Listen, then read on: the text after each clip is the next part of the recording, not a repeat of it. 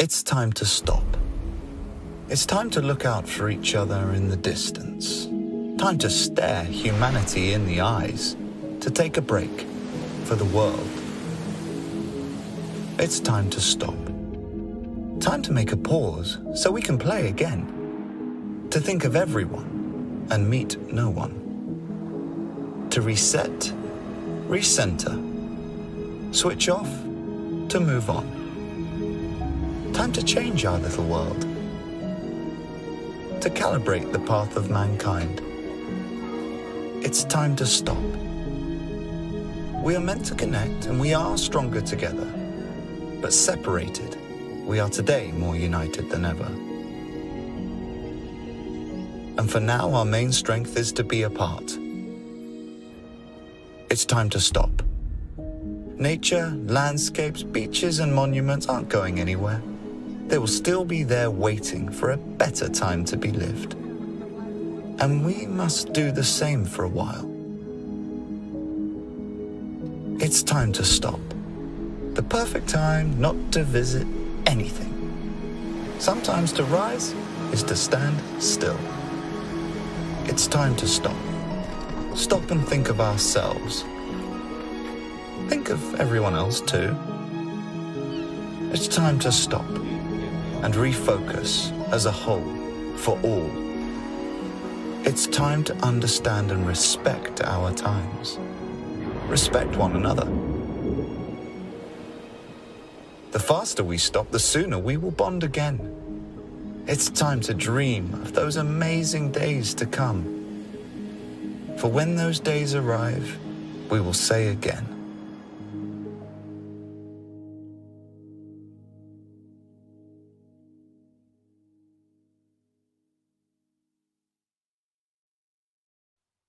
Aloha and good afternoon or good evening from Hawaii.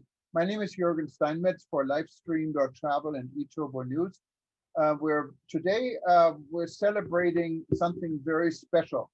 It's all part of our Launch for World Tourism Network.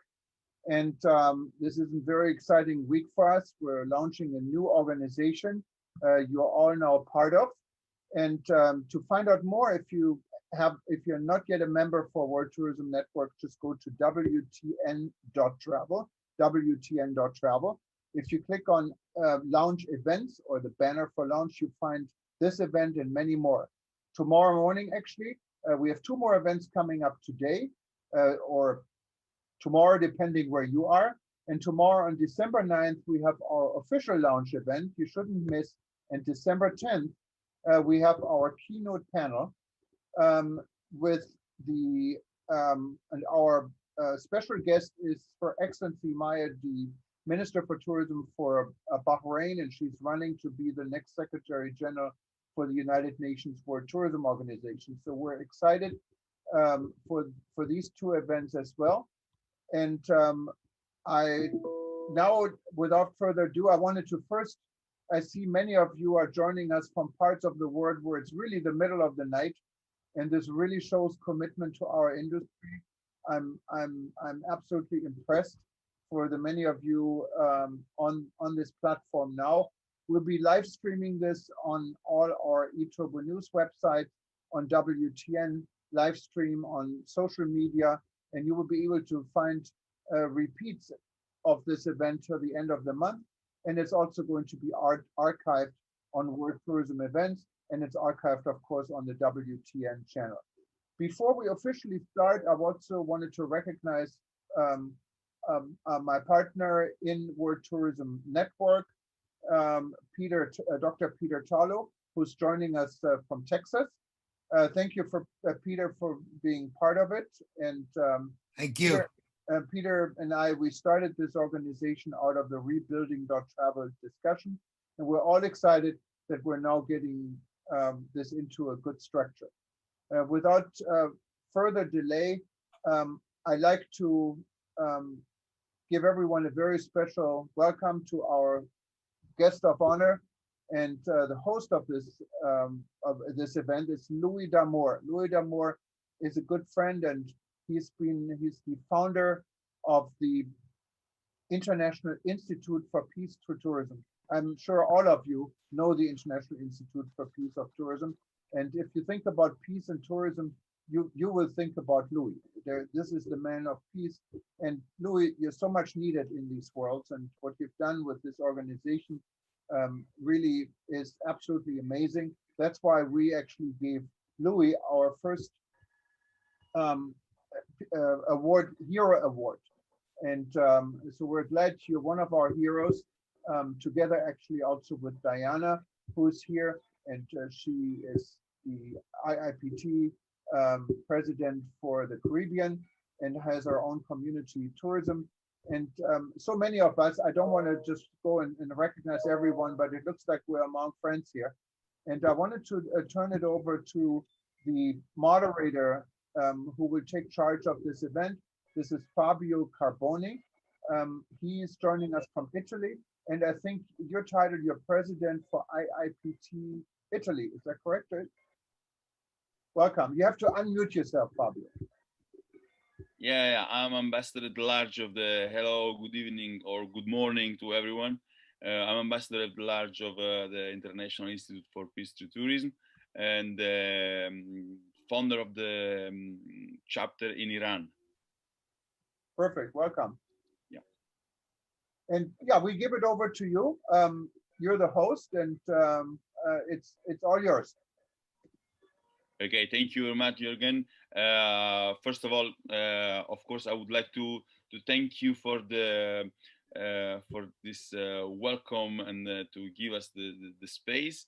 Immediately welcome the proposal of the panel, and of course at this point I would like to thank all the panelists that are here today for this important gathering, because let me tell you that the idea here was exactly what you said, which is have a gathering among colleagues and among friends, because I'm actually one of the last person that joined the Iipt officially, but I can tell you that today is going to be an amazing day of discussion among people that are there.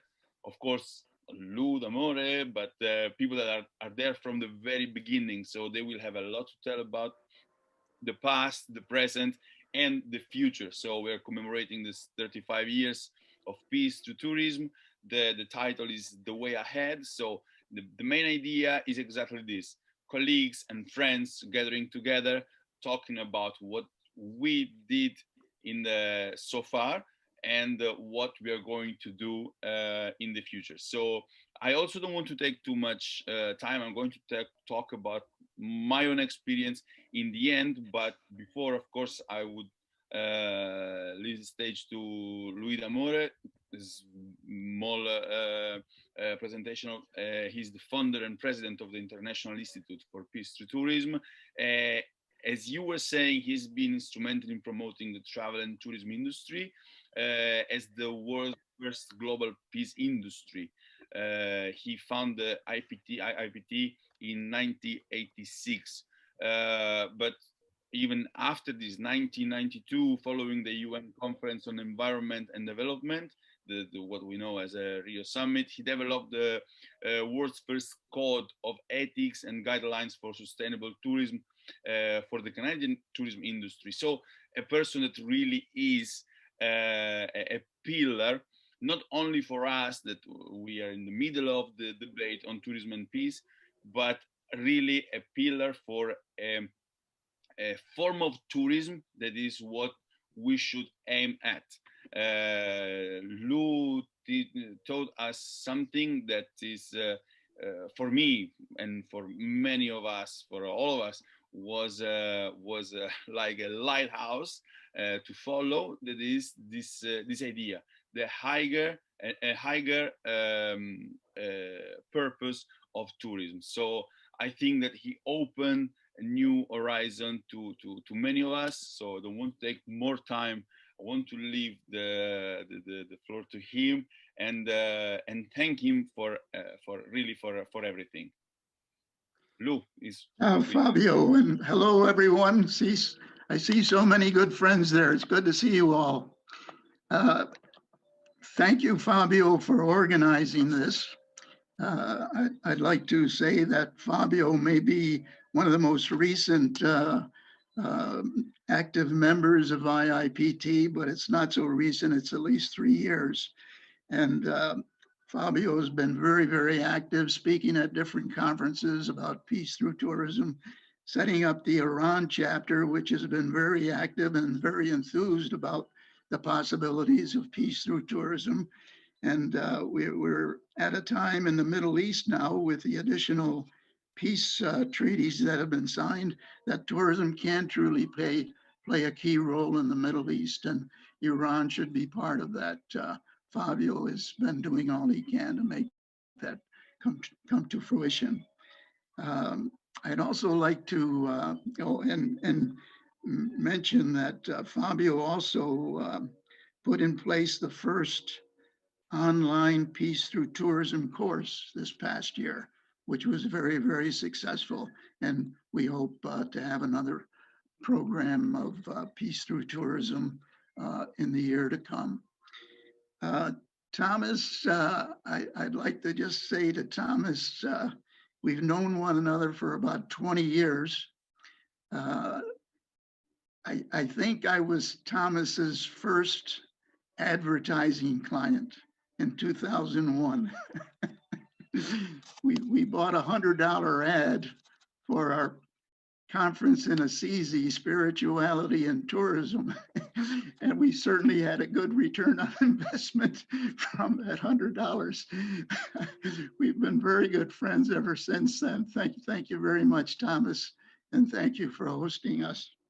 And Louis, may I just real quick, for those that don't know under Thomas, Louis, all my old friends know me under Thomas, because when I first moved to the United States in 1982, 84, I went by my middle name, what is Thomas, because I had to spell my name every 5 minutes.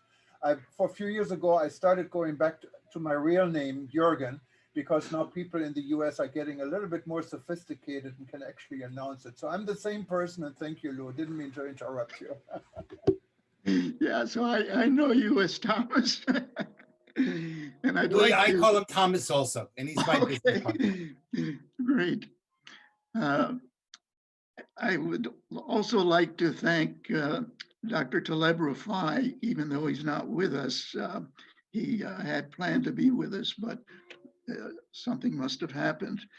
Taleb has been very, very supportive of IIPT as chairman of our International Advisory Board, and certainly all during his 8 years as Secretary General of the UN World Tourism Organization. I have great respect for Taleb, not only for what he's done for IIPT, but what he did for the tourism industry. Prior to Taleb, WTTC and UNWTO saw one another as competitors. Taleb changed all that with David, the head of WTTC at the time, David Scalzo, and they also joined forces with Pata, Mario Hardy, and the three of them were known as the Three Musketeers, and they unified the leadership of the tourism industry like it never has been unified before. So I'd like to thank Taleb for all of that. We're currently facing some very, very difficult times. There's no question about it. Yesterday, we commemorated the 79th anniversary of Pearl Harbor. 2,400 military persons and civilians were killed at Pearl Harbor. At 9/11, we lost 2,977 persons. This past week in the United States, 15,000 persons passed due to the COVID-19 virus. That's over 2,100 persons a day. So it's truly a tragic situation. But in this context, we still have to be positive. The Chinese have a word for crisis. It's Wei Ji. It consists of two characters, The first one meaning danger, and the second one opportunity. So even in these difficult times, there are some good things that have happened. CO2 levels are the lowest they've been in many years. Humanity's ecological footprint is less than it has been in a number of years. A number of Zoom conferences have been held. Thomas has organized many of them, looking at rethinking tourism once we're over with the pandemic. So these are all positive things. And I might mention that historically, Iipt exists because of a crisis that existed in 1985-86. In those years, terrorism peaked. Most of it was aimed at the travel and tourism industry. I think many of you will remember the Pan Am hijacking, the Achille Lauro affair, and many other similar incidents. Well, I first started promoting the idea of a conference on peace through tourism at the first Travel Outlook Forum held in Canada. That was in the year 1982 in Toronto. I was asked to be the keynote speaker as I was the futurist to the tourism industry in Canada at the time. And I concluded the talk by suggesting that the tourism industry in Canada get behind the initiative of Prime Minister Pierre Trudeau, who was in his final year, and he was traveling to each of the capitals of Europe and other countries, talking with leaders about promoting peace. And I thought it would be a perfect thing for the tourism industry to get behind. But the response I received was, we should focus on things we have control over. And so the idea was dismissed. I continued lobbying leaders of the industry in Canada for the next 2-3 years, and the response was, what's tourism got to do with peace? Peace, that's government's job. And that's the baseline with which we started. The crisis 1985-86 opened the door.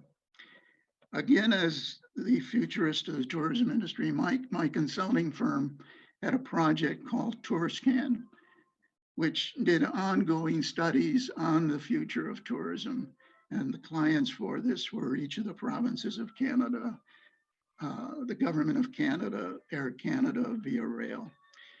And in that context, we did an in-depth study of the impact that terrorism had on tourism, the global impact. And clearly it was quite significant, with travel around the world declining. We did that study for our clients. I then wrote a summary of it for the Business Quarterly, which is the preeminent business journal in Canada. And the editor sent a copy of that particular issue to each of the 100 tourism leaders in Canada.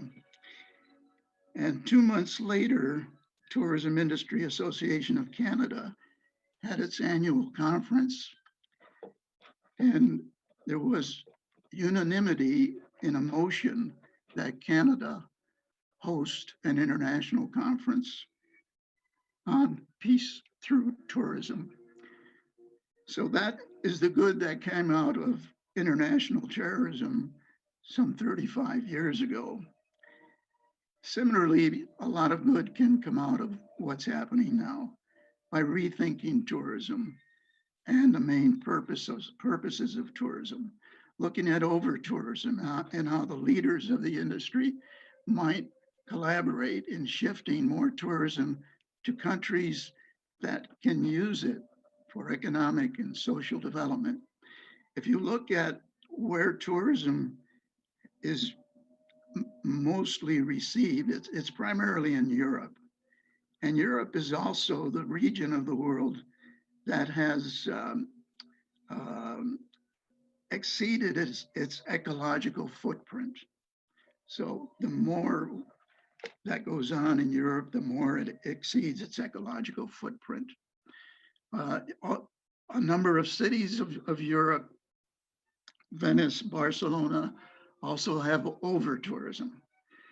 How can we strategize to get more of that tourism to developing countries? And as developing countries, Africa, South America, and others that have an excess ecological capacity. So they not only can support more tourism, but they can use more tourism socially and economically. What can we do to move the future of tourism post-pandemic in that direction?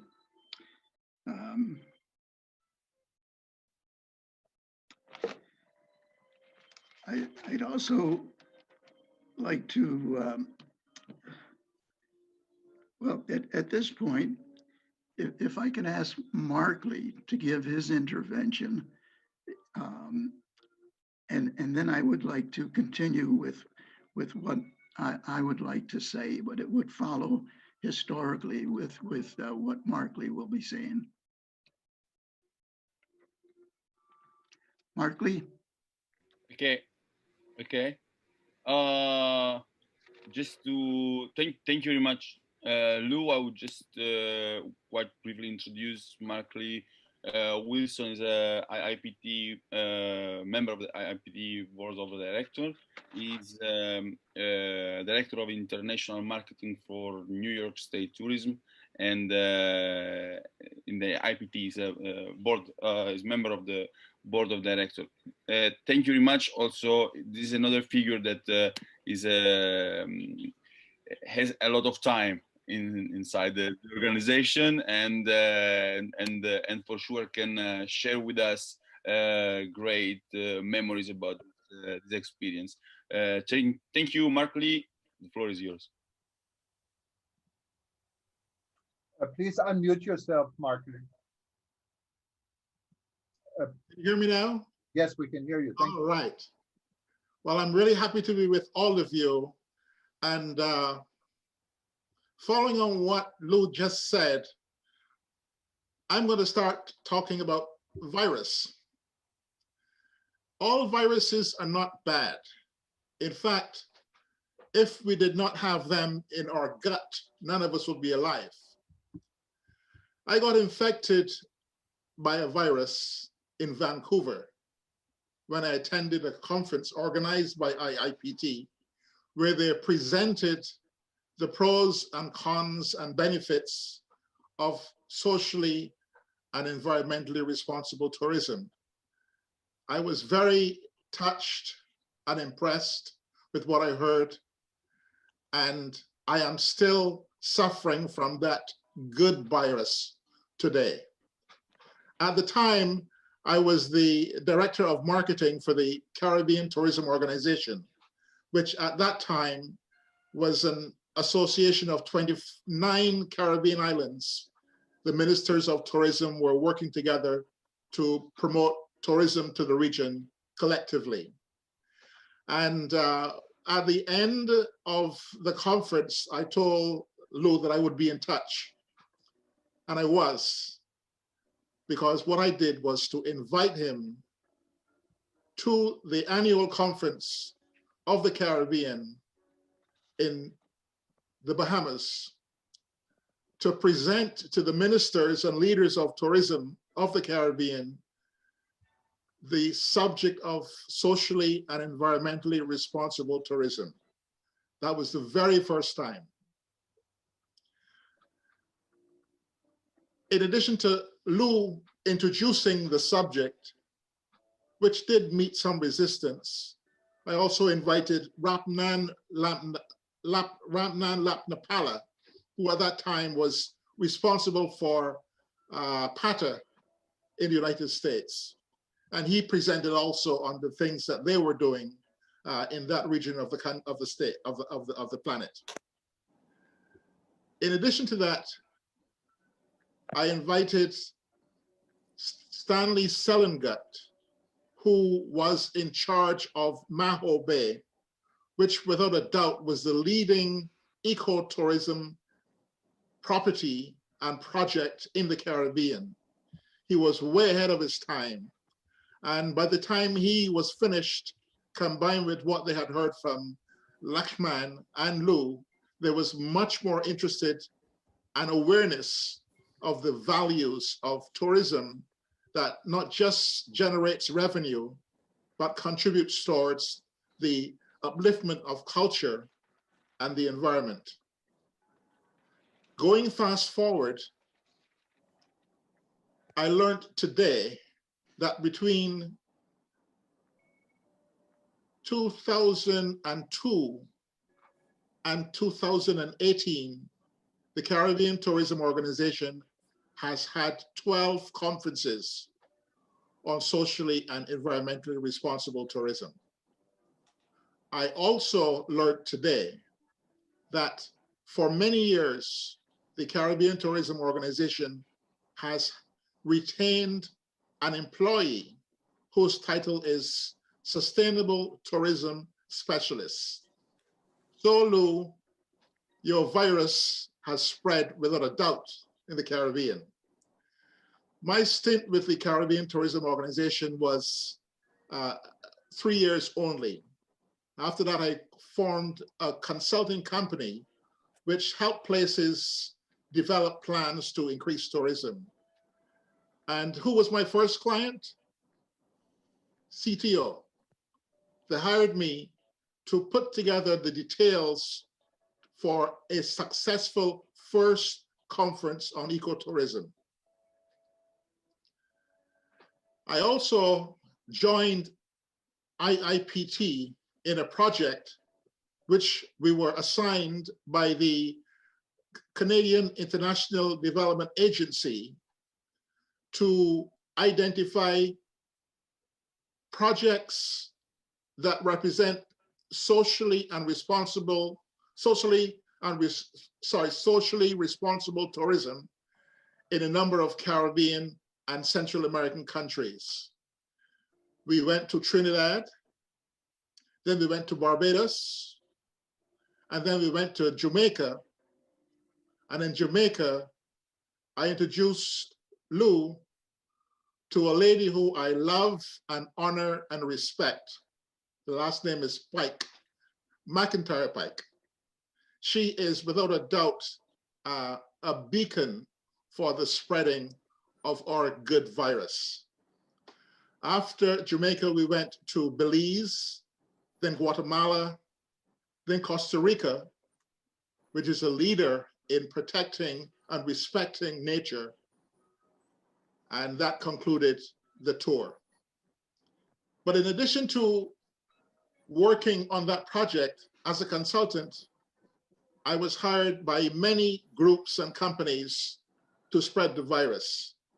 I was hired by the Oglala Lakota Sioux Nation in South Dakota, which was known for its alcoholism, unemployment, and all sorts of unpleasant problems, which I know we all understand. The task was to work with them to devise some way in which they could generate tourism to help with their unemployment problem. It meant living with them. It meant getting to know them. I'm not quite sure if they benefit more than I did, but we did together end with a proposal on some action that could be taken to introduce tourism in a way that would help with the unemployment problem. In 1992, long time ago, Belize started to attract visitors. The year before that, their leader, who was in power for a long time, died. And when he was in power, he was against tourism. The new leaders decided they wanted to change things around. I was invited by the US government, upon the request of the Belize government, to go there as a consultant to figure out why the Belizeans were against tourism and why the government was having so many difficulties generating tourism to the country. It meant spending time with the people at all levels, conducting research, and that led to me presenting an ongoing program that will enable the Belizeans to benefit, get involved with, and be leaders in tourism. I also, during that period, had a Belizean female leader of a company shadowing me, and she was assigned to carry on after I left. And that certainly was significant in laying a foundation for the successful ecotourism business that Belize is benefiting from. I was also hired by New York University to spread the virus and spent 6 years teaching ecotourism at the university. And of course, as Lou said, I am a member of the board. Very quickly, I just want to mention my current job, which I have had for 21 years now. And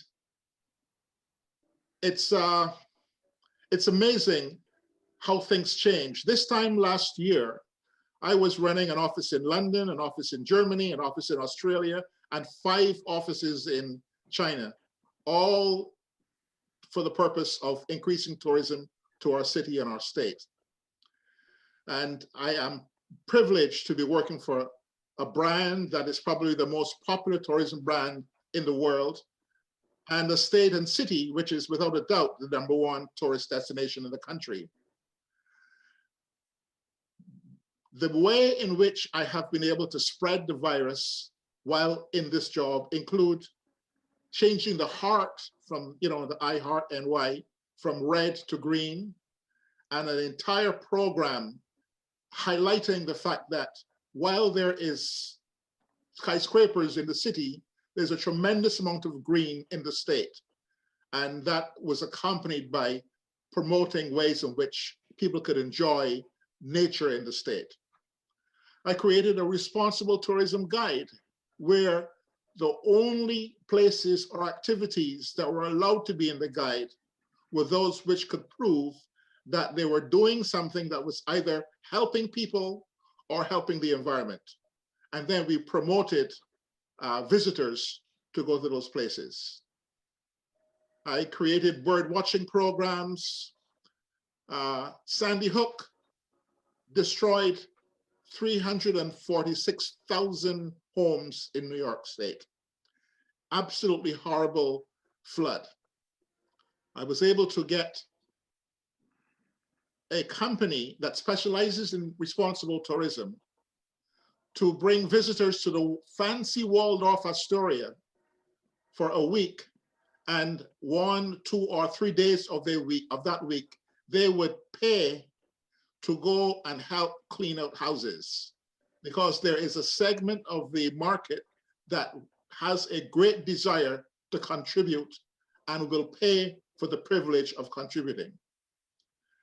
I can continue with my work linked to promoting the outdoors, enjoying the outdoors. But in a nutshell, I am without a doubt the lead employee in our office that is spreading the virus of tourism that respects people and respects the planet. So I thank you, Lou, for infecting me, and I thank you, colleagues, for sharing in this wonderful virus.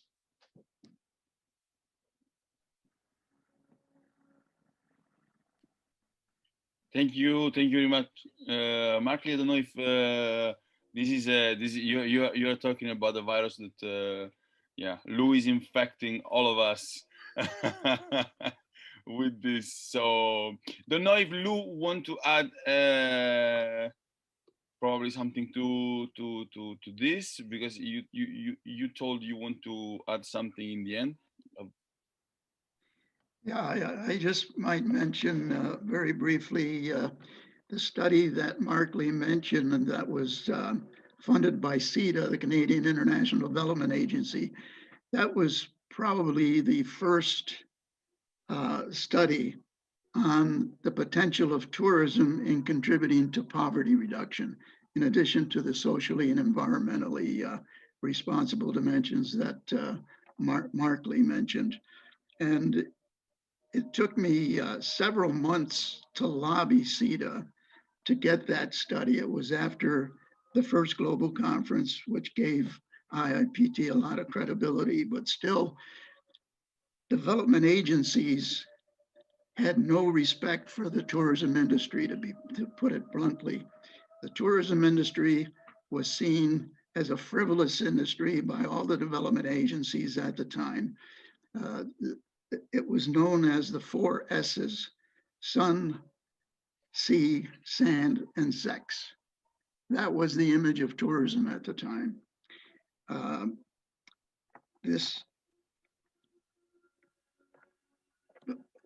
Following on that study and continuing efforts made by people like Mark Lee, who received the virus, IIPT started planning for its second global conference, which was in Montreal. And the theme of that conference was building a sustainable world through tourism. As we were 2-3 months away from the conference, after having promoted it and developing the program for it, I received a call from the World Bank, a vice president by the name of Dr. Demba Ba. And like I mentioned, tourism still at this time was seen as a frivolous industry. The World Bank had funded some hotel projects, but received a lot of criticism for it. And they got out of the tourism industry, and none of the other development agencies would touch it. But Demba says the kind of tourism that you're promoting with your conference is the kind of tourism that the World Bank wants to get involved with. He came to the conference, was one of our keynote speakers. We developed an excellent relationship with the World Bank for the several years that followed. I was invited to speak at several of their conferences. World Bank executives spoke at a number of our conferences, including conferences in Africa, where it was particularly important. And that had led in turn to other development agencies beginning to consider the importance of tourism. The next one was DFID, Department of Foreign Investment Development of the United Kingdom. And they introduced a program, Tourism for Poverty Reduction, in 1999. And since then, other organizations, as you know, have gotten into it.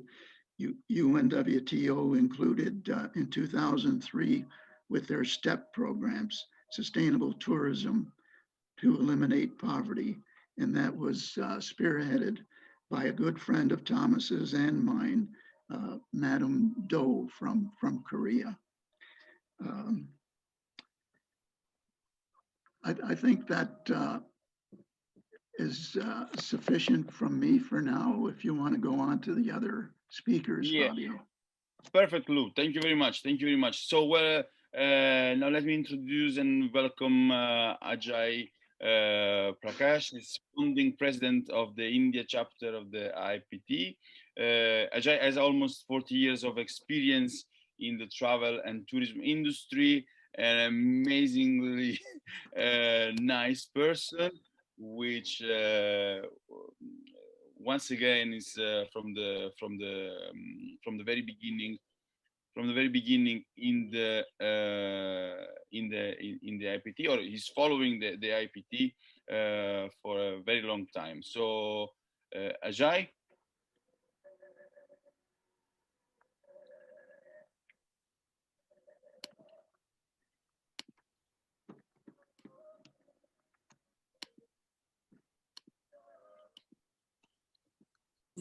Yeah, Fabio, I lost you there for an instant, but I'm back.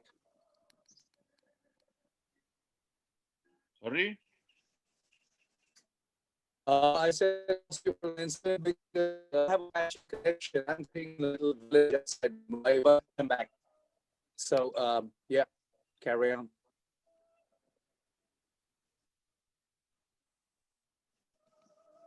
So we can pass to the next speaker, right? Can you hear me? Yes, we hear you. Yeah. Now I can hear you. Yes. Oh, okay. I think he has some problems. If I think that if he's not going to join us, oh, he's here. Ajay?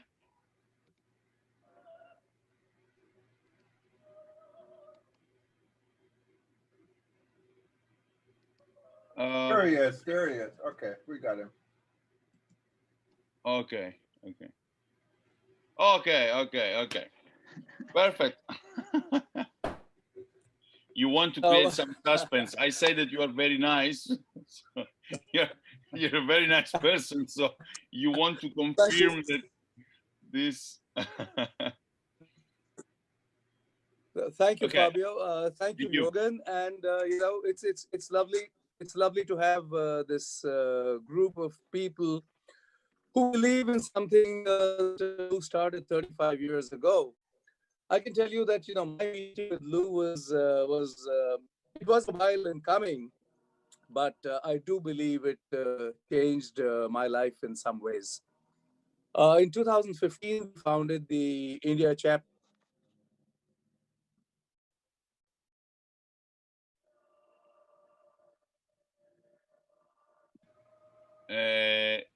Jürgen, I don't know, but I think that he's having. I think we lost him. Serious problems. Yeah. But with the connection is not good. No, even he's if back. He's here. He's back. Yes. I can see. Yeah, what happens is, so in these 5 years, I mean, what we've done, I think, thanks to the groundwork that Lou had laid, we managed to actually see the whole purpose of Iipt, to my mind, and I think Lou agrees, is to raise awareness about the power of tourism as a tool for peace, of tourism as an equalizer, to promote great gender equality, to heal wounds of conflict. And there are no better forum for getting this kind of information or belief out than either the ITB or the World Travel Market. And both of those organizations have been tremendously supportive as well of Iipt. So some of you might know that we did 3 editions celebrating her awards, which looked at women in the world of tourism or hospitality or travel who've gone beyond business as usual. And at the WTM, we did the Ambassadors of Peace program, where we, of course, recognized Dr. Talib Rifai as a global man of peace. And along with that, the 2 other people that Lou mentioned, Mario Hardy and the WTTC chairman at that time. So we actually got all the diplomats in Delhi together once, when we did something which we called Diplomats for Peace. It was maybe 100 diplomats representing about 78 countries on the same platform. And what we've been trying to do is something that we all owe to Lou, is talk about how tourism could be, especially in a time like this, everybody's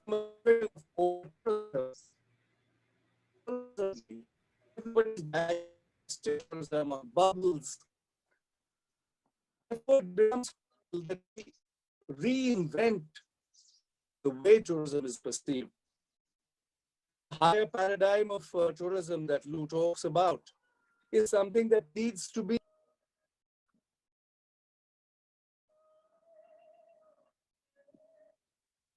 Jürgen, unfortunately, I think the best thing is go ahead with Diana. Right.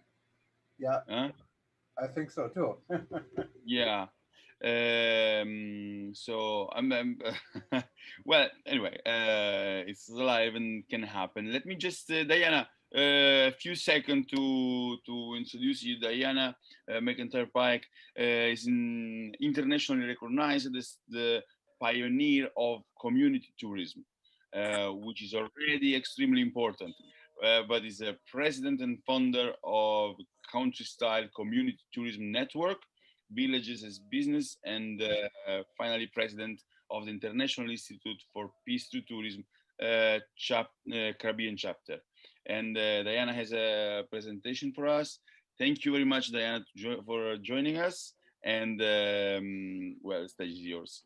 Thank you very much.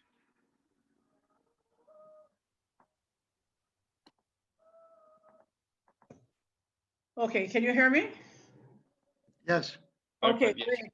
I just wanted to say how excited I was that this forum has been created, because Ludo Moore is one of our mentors of tourism in the way it should be done. And we started community tourism and named it over 45 years ago.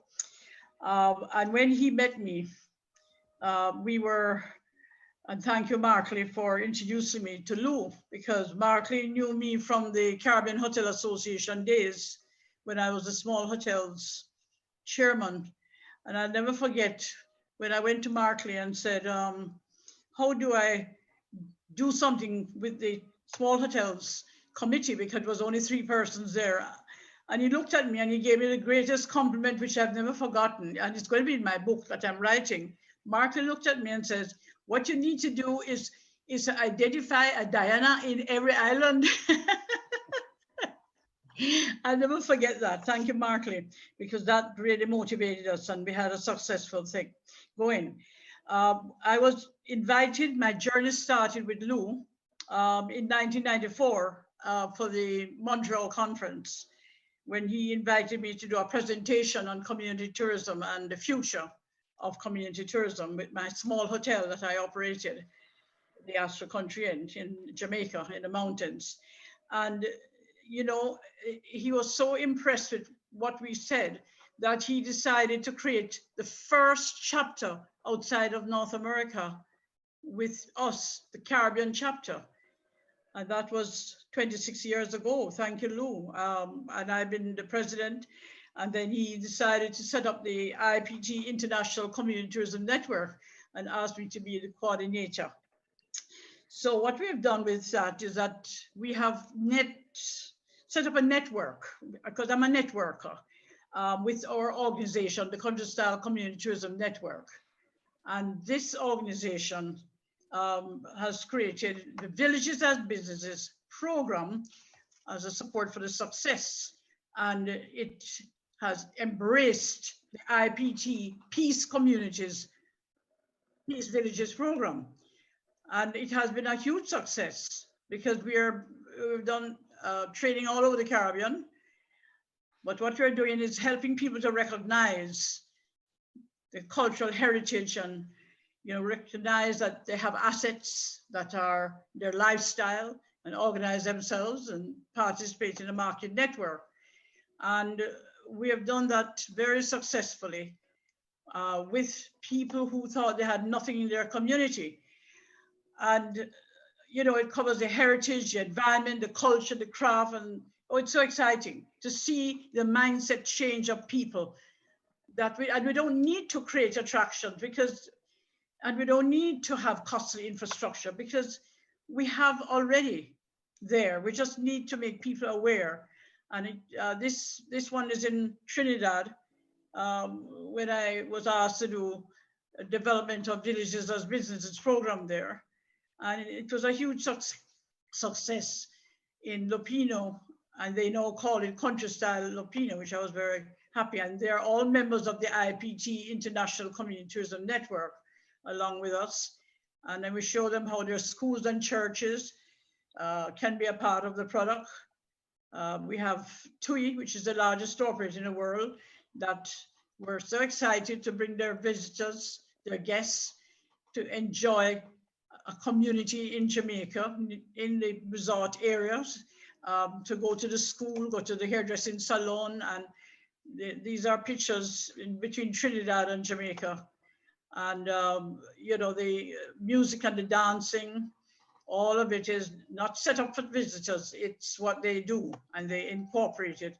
And then we have the food and cuisine. Oh my gosh, that is I have people wanting to do a cuisine tour where they have the appetizer in one village and the main course in another village, and then the dessert in another village. And on the right here, we have the bami making, where the guests get involved with making the bami, which is made from cassava.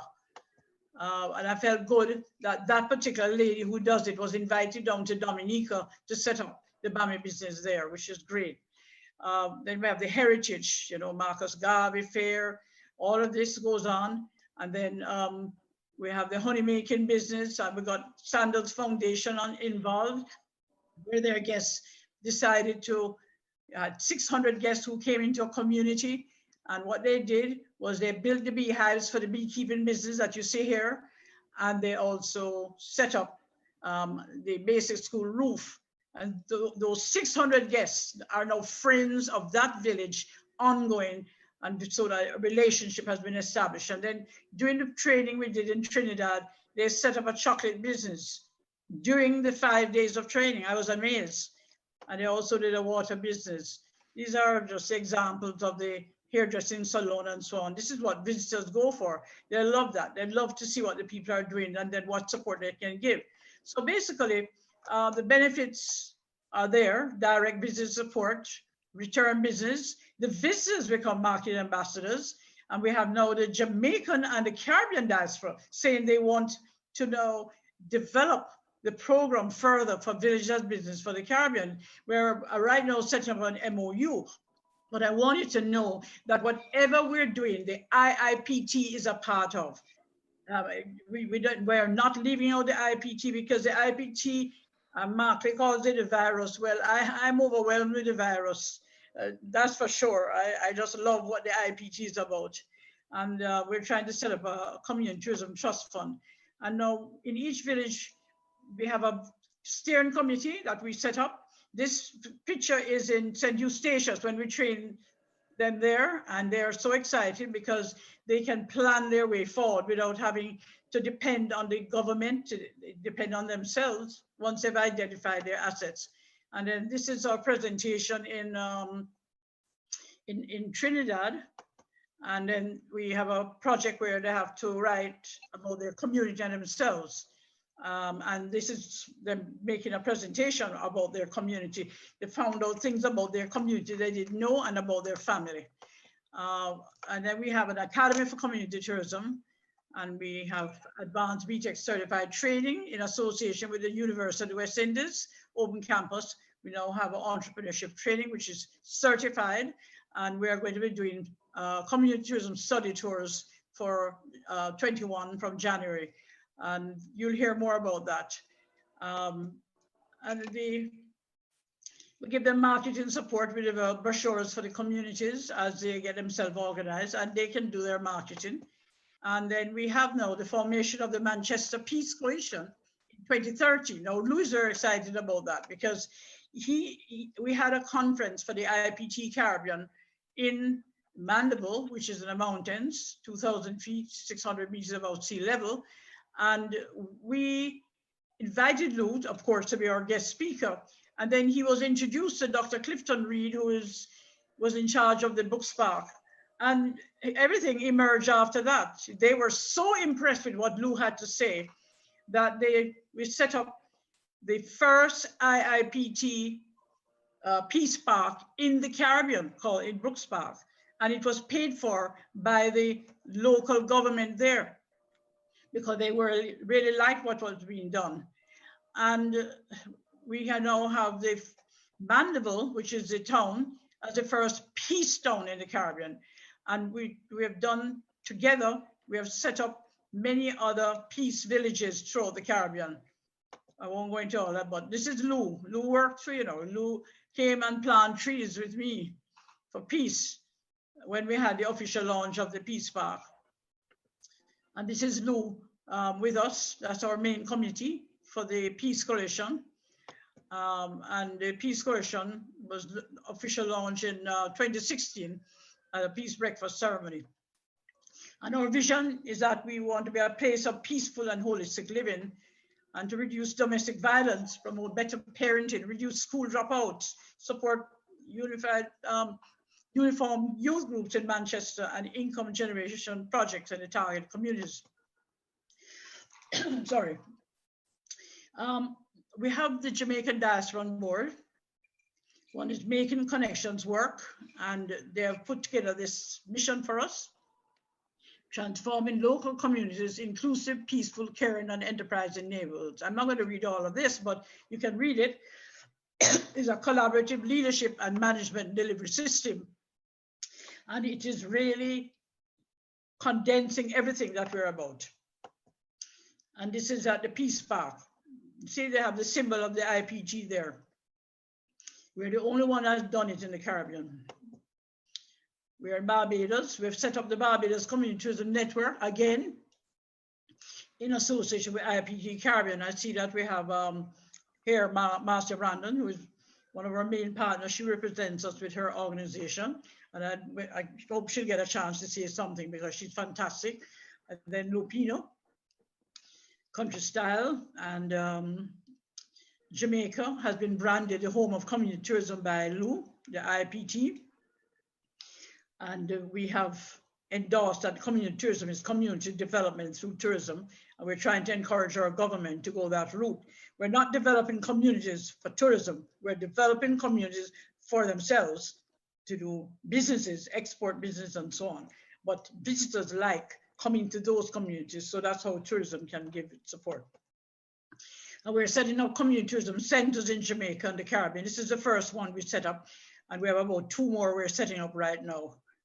And those centers provide internet for the communities and visitors, craft, whatever it is that we can showcase. And, it's exciting to see that people are enjoying the fact that they have a center that they can go to and be able to relate to and to market their products. So the highlights really is, like a museum and local craft. We're setting up one in Mandeville now at the Fruit Gallery. And the University of West Indies has endorsed this. And then we have the program that has been endorsed. If you see, we have a logo now with Iipt that Lou helped us to organize. The Iipt Community Tourism logo is there. And we have different groups, but we want to have a one voice approach for community development through tourism. And we have had many awards. And I'm not going to read all of them, but I think the one that really was fantastic for us is the overall personal contribution, Responsible Tourism Award in 2008. And then the Resilient Award that Iipt gave us, and the International Tourism Heroes Award. We'd like to thank those who decided to select me as one of them. And we have a team, a consultant team, and you'll see we have a good team here. And Dr. Marcia Brandon is there, and a number of others are getting involved with the consultant team. So I just wanted to thank you for this opportunity to let you know that the Villages as Businesses program is sustaining and enhancing Caribbean communities through entrepreneurship in partnership with the Iipt Caribbean. That is our project, and it is working, and we have people outside of the Caribbean wanting to embrace us. I'd like to highlight a very special person here, Risa Sultani, who has been a tall strength. He's Iipt's person when it comes to the IT business and so on. And thank you, Risa, for your support. He set up a very nice website for us, which is visitcommunities.com. It's not on this one because this was a past presentation I'd done. But what I want you to know is that we got funding, Lou, from CEDA for 1 year for community tourism because they were so impressed with all that we had done. And we also got funding from the World Bank. So I think your virus, as Markley described it, has really created a great sensation. And with your endorsement, it has made us even more accepted internationally. Thank you.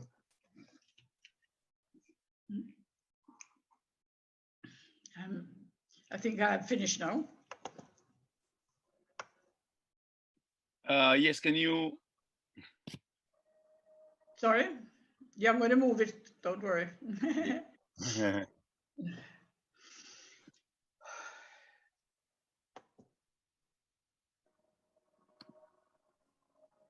Okay, so.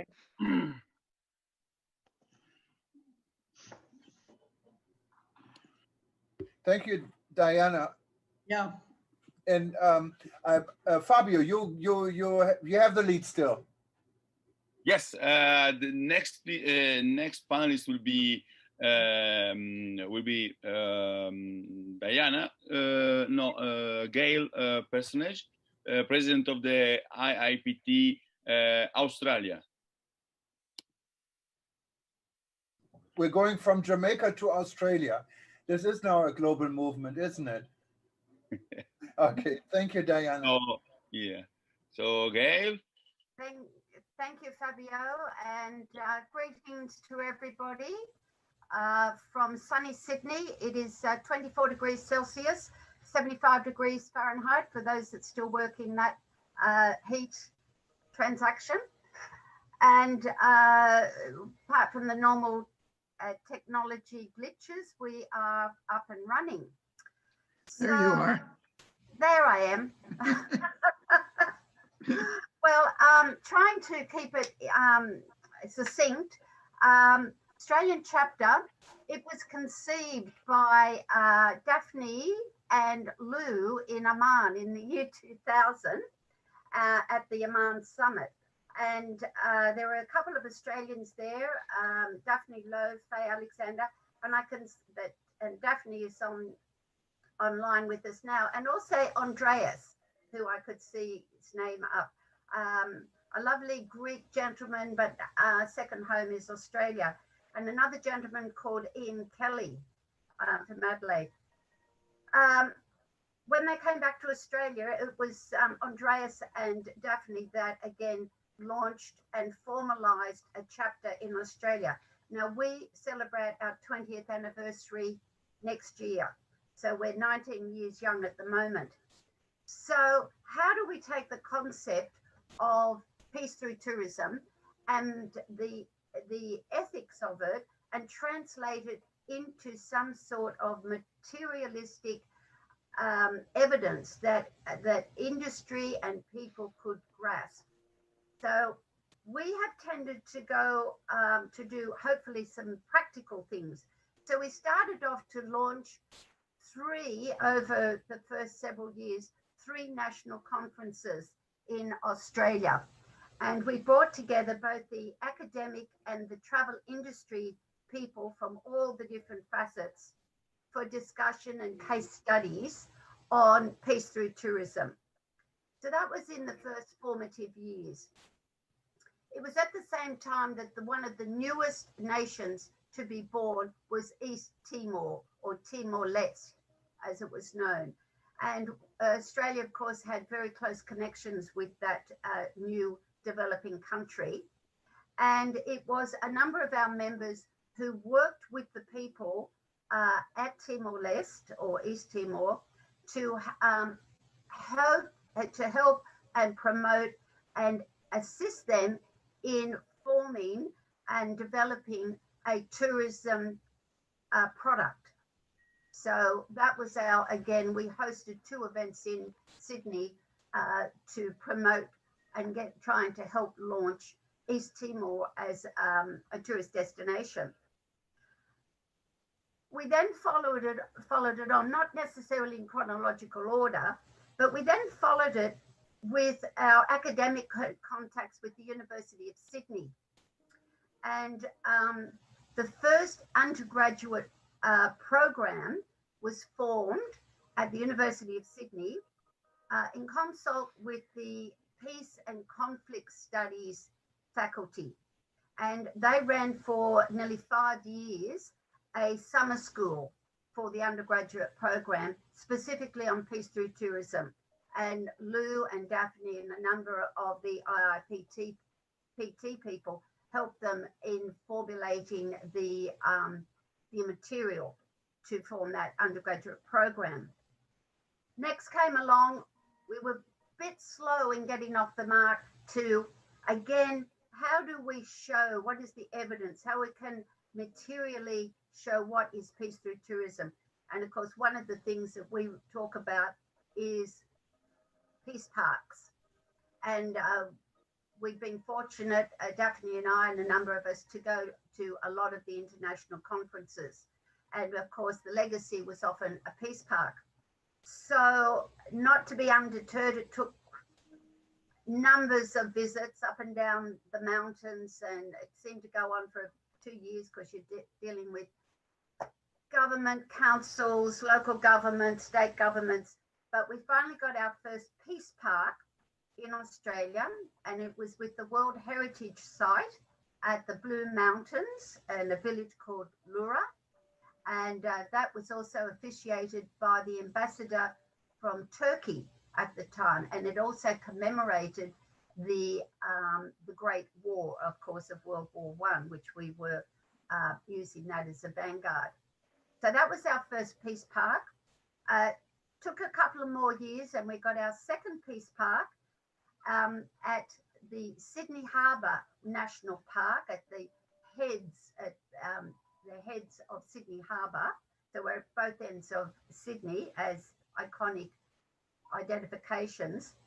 And funnily enough, it's at a place called Q Station, which is very apt because it was the original quarantine station for Australia during the early part of the 1800s, when people would come to Australia from far and near.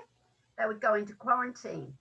It really came into its own after the First World War, and where the soldiers would return. And of course, that was the peace, the Spanish flu, influenza, which was housed there at Q Station. 100 years on, of course, now it is a major accommodation and tourism event centre.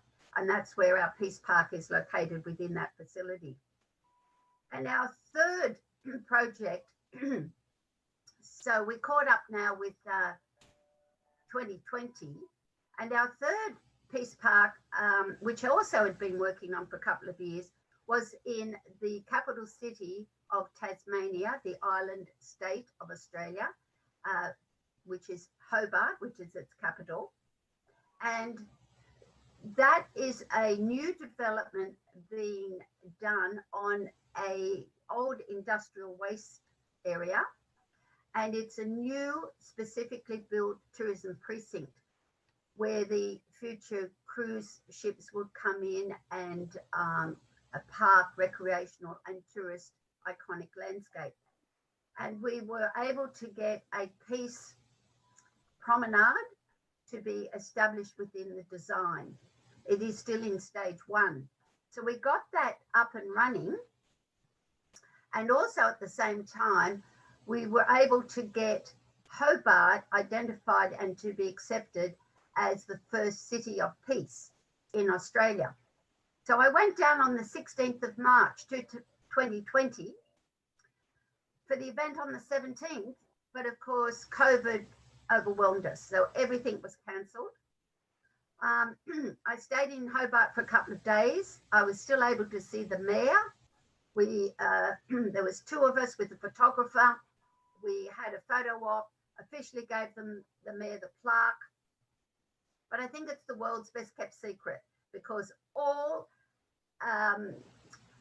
advertising promotion came to a screaming halt, because also the government, state government, didn't want to be seen to be promoting tourism activity, because I caught the last flight out of Tasmania before they closed the borders, and it became an island state with no entry or exit.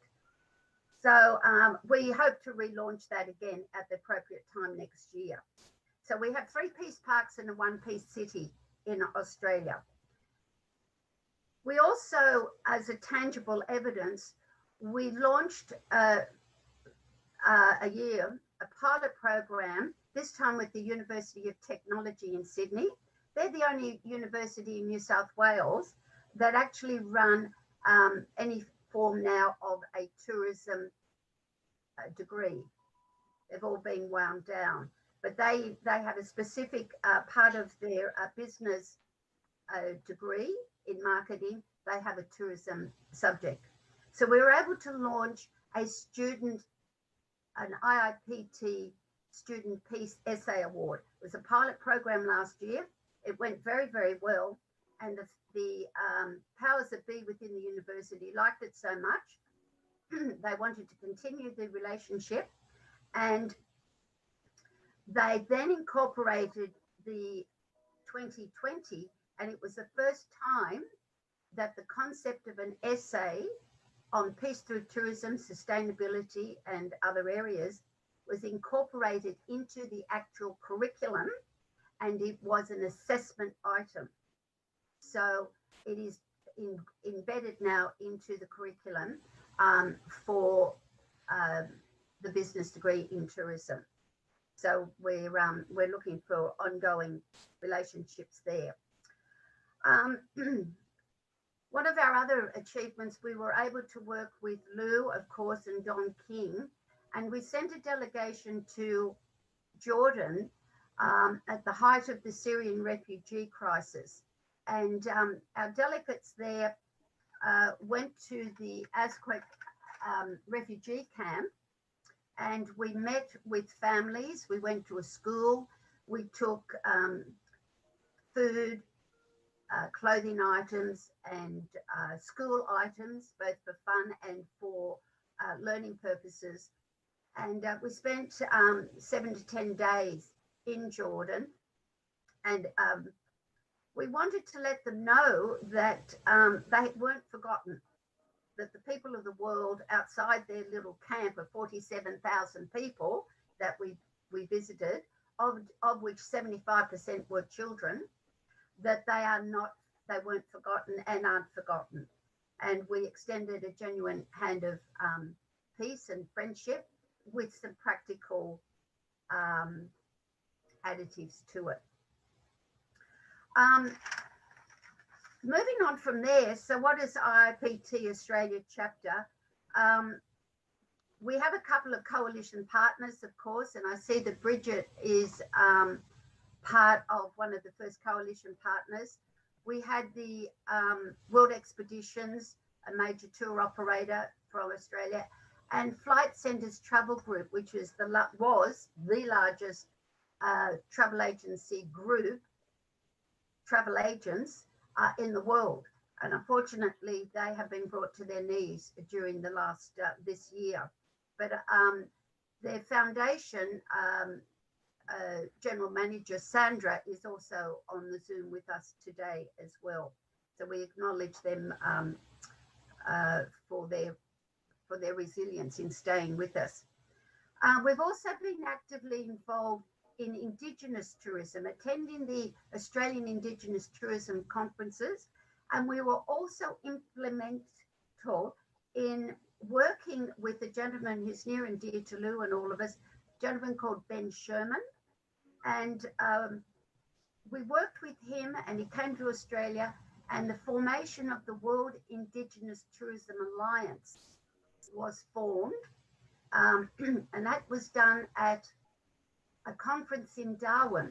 And it was out of that conference was called the Larrakai Declaration. Larrakai is the Indigenous group, Indigenous tribal group in Darwin. So it's the Larrakai Declaration. But we were certainly present, and I was able to give a presentation to the group there to talk about the power of the collective internationalism of everybody coming together. We've also spoken at Ecotourism, the Australian Pacific Asia Ecotourism Conference, and presented both cases on Indigenous tourism and also on sustainable tourism, climate change and peace. And of course, I was able to introduce them to the Lusaka Declaration, which of course is an Iipt signature for us as well. So the future, of course, is the big question. Australia with this COVID is a bit of a gold star, which we take great pride, but of course it's at the expense of the devastation to the rest of the world. Australia has only lost, might I say, but that's used respectfully, 948 souls for the whole of Australia due to COVID. And we are an island continent, which has helped. We have closed off the borders. We are letting people come in slowly. They go into quarantine.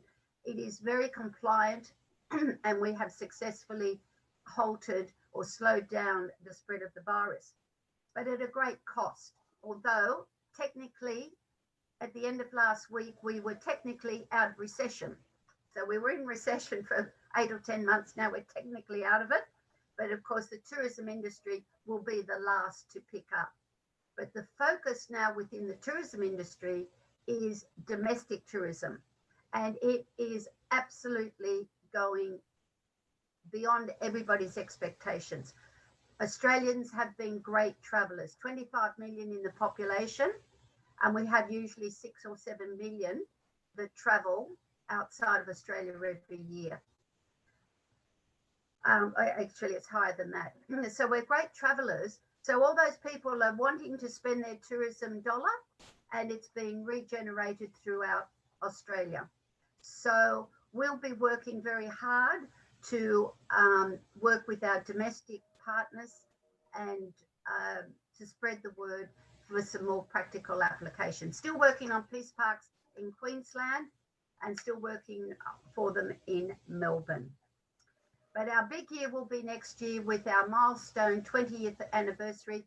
We're already starting to work the project. And of course, an invitation will go out to all of you to come to Australia with the perfect weather. Thanks, Fabio. Thank you very much, Gail. Thank you very much. I don't know if you noticed, but when you invited me to to an event, okay, I had to wake up at 3 o'clock in the morning. Now this time only for you. In reality, I've got the best time slot. We've got the best time slot. 2:55. Yeah, I know the best for you, but it's 4 o'clock in the morning AM here. So I know. We've got the best time zone and the best weather. What can I say? I'm sorry. Yeah. Just a joke. It's always very good to see you, and I have a great memory of the event together with the university. Actually, I'm going to show exactly a picture about this later on during my intervention. But now I would like to leave the stage to Reza. Reza is another very important figure for the Iipt. Reza Soltani is a marketing psychologist from Belgium, specialized in branding and marketing. He's a founder of a peace festival, bringing people together through music and dance. Co-founder of Chernobyl Peace Tours, and he followed the Iipt, supporting us exactly with the let's say digital marketing, communication, and everything that is online basically is in his hands, and good hands, because he really we work together. We talk almost every day, so I can personally say that he make a change online in the page immediately. Like, he's always working. A few days ago, he's now in Laos. A few days ago, we were talking, and at a certain point, I understood it was very late there. And I said, Reza, but what time is there? It's 4 o'clock in the morning. Why are we working? Go to sleep. So really a great man. We travel together. in Iran. We work together in Iran, so I'm very happy to introduce him. So Reza, the floor is yours. Thank you very much for everything.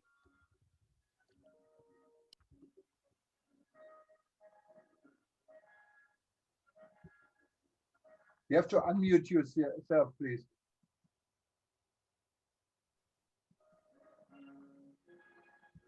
Good evening, good morning. Thank you, Fabio, for the introductions. Thank you, IIPT team, and especially my dear friend Lou.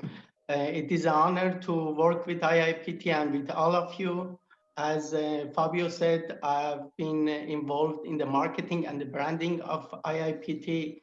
So I'm not going to talk much about the past or the ideology and the things that IIPT has done. There are the heavyweight people here who has talked about it, and Diana, Lou itself, Gail, and all of you. So I'm not going to talk about that. I think the best is that I talk about the marketing and the branding of IIPT and the new technologies. First of all, when I came to the IIPT a few years back, I think 3-4 years back, started to creating a new website, which was really needed.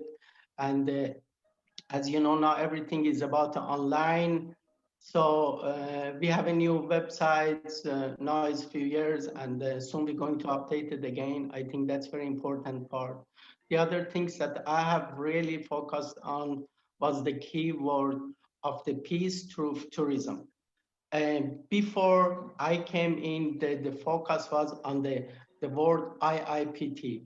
So it was not the focus of the keyword, and that's very important. And if you go now to the Google, which is the most important things, and you search peace through tourism, that's IIPT, it's coming up the first. It was not like this.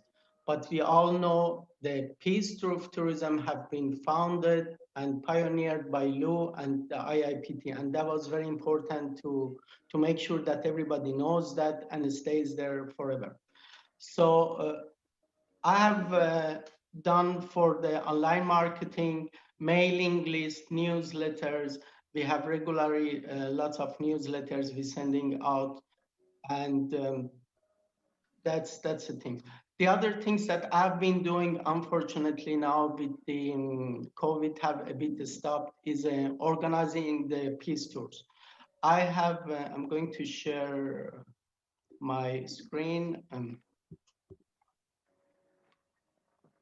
Raza, let me make you a co-host, and then you can do that. Okay. Just I'm trying to find you here. Oh. How come I don't find you? You don't exist. Oh, it works. Okay, perfect.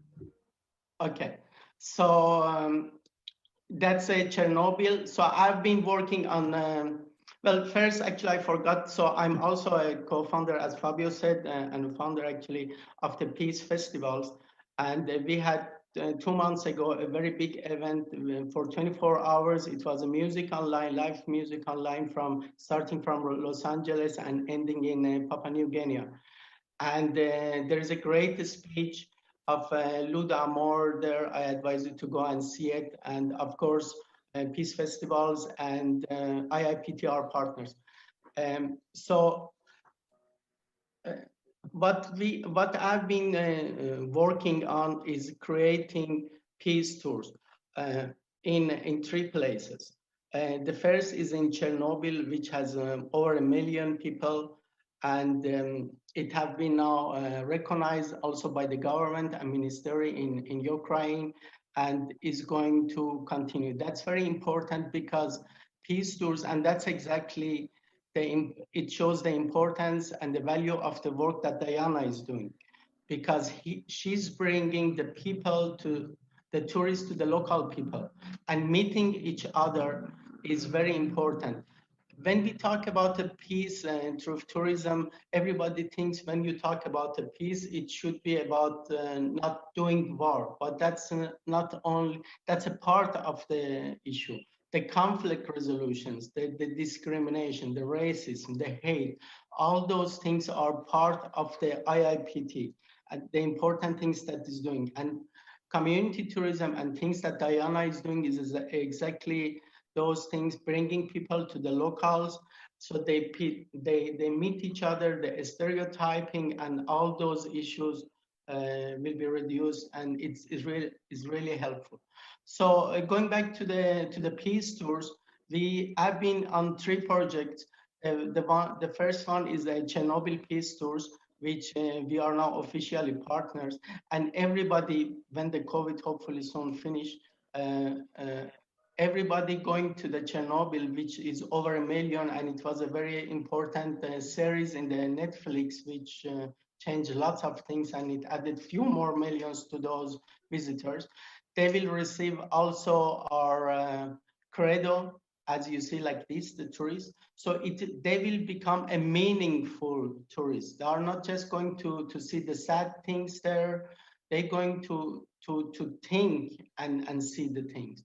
What happened? It's not like you just going there, take some selfie and pictures and go and put it on the Instagram. Is going to make you think. And that's very important. That's very important that the people understand the hate, the war, and the importance of the peace. The second, well, I will show some more photos of the Chernobyl. So on these tanks is going to be also the logo of IIPT. Here, this is the kindergarten where that disasters happens. All the children in their sleeps have died, unfortunately. He is one of the first who entered the Chernobyl zones, and Sergei Mirel, and he has been working for many years and writing many books. And he's going to be our tour guide there. So people going to the Chernobyl, they're going to experience the peace through tourism, the real meaning, the peace through tourism, or being a peace tourist.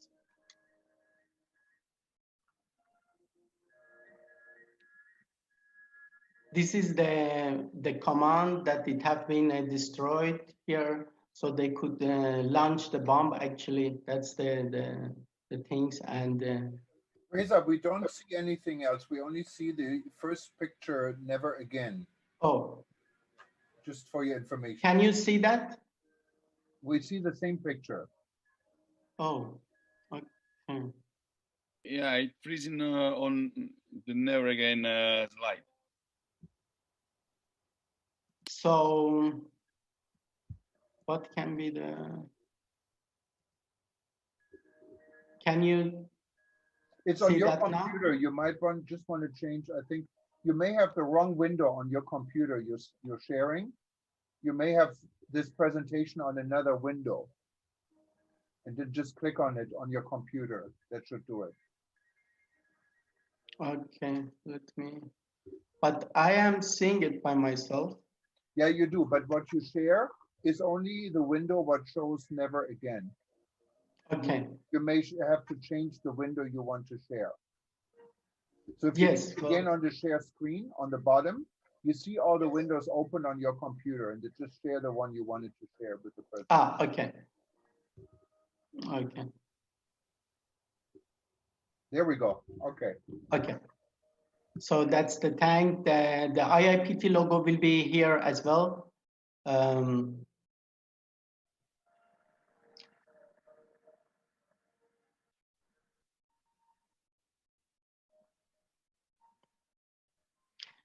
That's the, can you see that? That's the kindergarten where the children has all died when the disasters happened.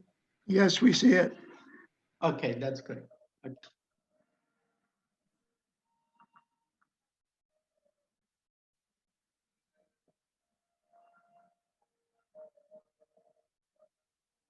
That's the nuclear bomb launch command room. Actually, that it was destroyed. So here the people could push the button and launch a nuclear bomb, probably.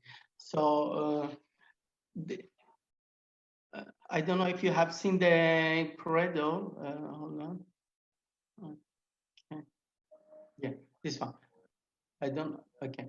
So everybody is going to enter the Chernobyl. Chernobyl military actually is a military zone, is a closed zone. They're going to see the credo of the IIPT here. That's very important, and it's going to make the people think, not just going there to take photos and leave. So that's going to be handed to all the tourists entering there. The other things that I've been working on it is the Hiroshima. Okay.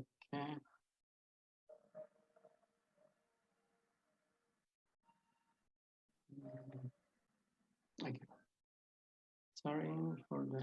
So you're organizing tours there as well?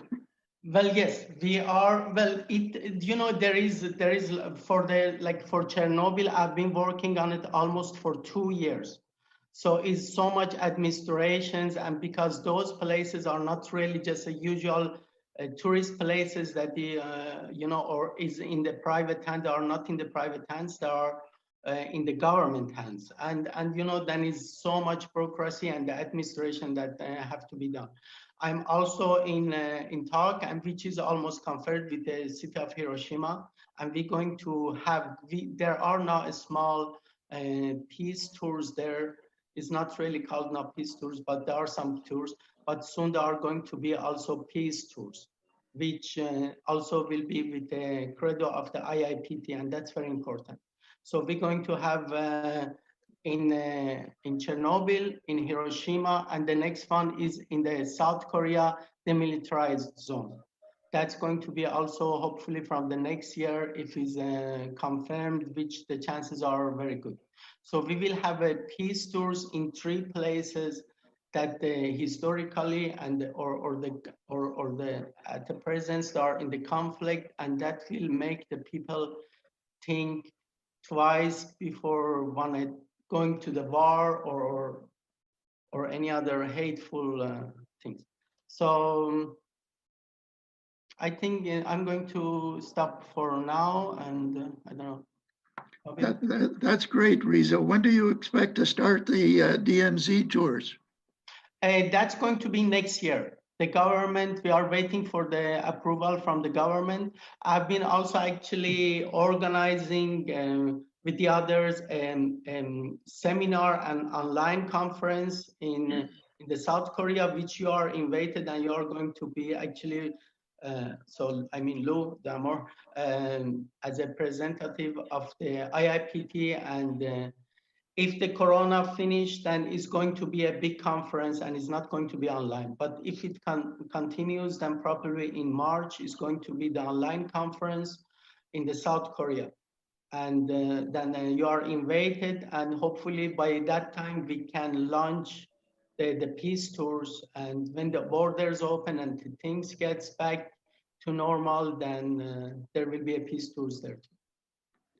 Have you got the permission? Have you got the permission of North Korea as well? No.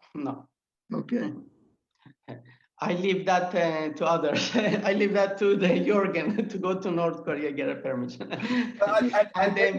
I didn't vote for Trump. It won't work. I'm sorry. Okay.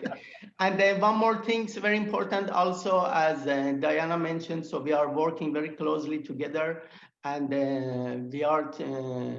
we want, and hopefully we will soon, to have also community tours and community tourism internationally, much on bigger level. Of course, she has been doing this for many, many years, and she's the master of that. So that's very important. And we want to have also community tours in different places, which we know that how important it is for the peace building.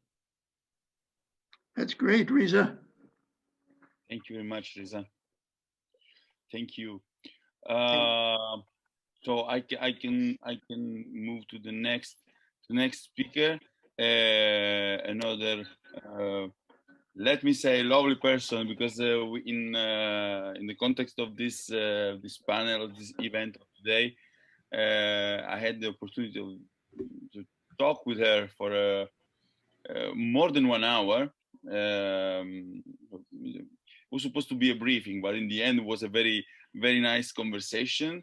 Brigitte Troyer, She holds a PhD in tourism management and has published in top international academic journals and academic textbooks. She has a long history in travel and tourism, both as in the industry as a practitioner and in academia. Prior to the academic work, she has worked in international airline industry, in retail and wholesale, travel agency, in tourism resorts, etc. As the founder of the Cultural Angle, she continues to educate and inspire her audience to view the world around us, within us, from different angles, to act with a thoughtful heart and a caring mind in our aspiration for peaceful travel and peaceful coexistence. What about the link with the Iipt? Brigitte is a charter member of the International Institute for Peace Through Tourism for the Travel for Peace campaign, a member of ICTP, Rebuilding Travel Project, Hope Travel, and a founding member of the World Tourism Network. So thank you very much Brigitte, to be with us, and I leave you immediately the floor. Thank you.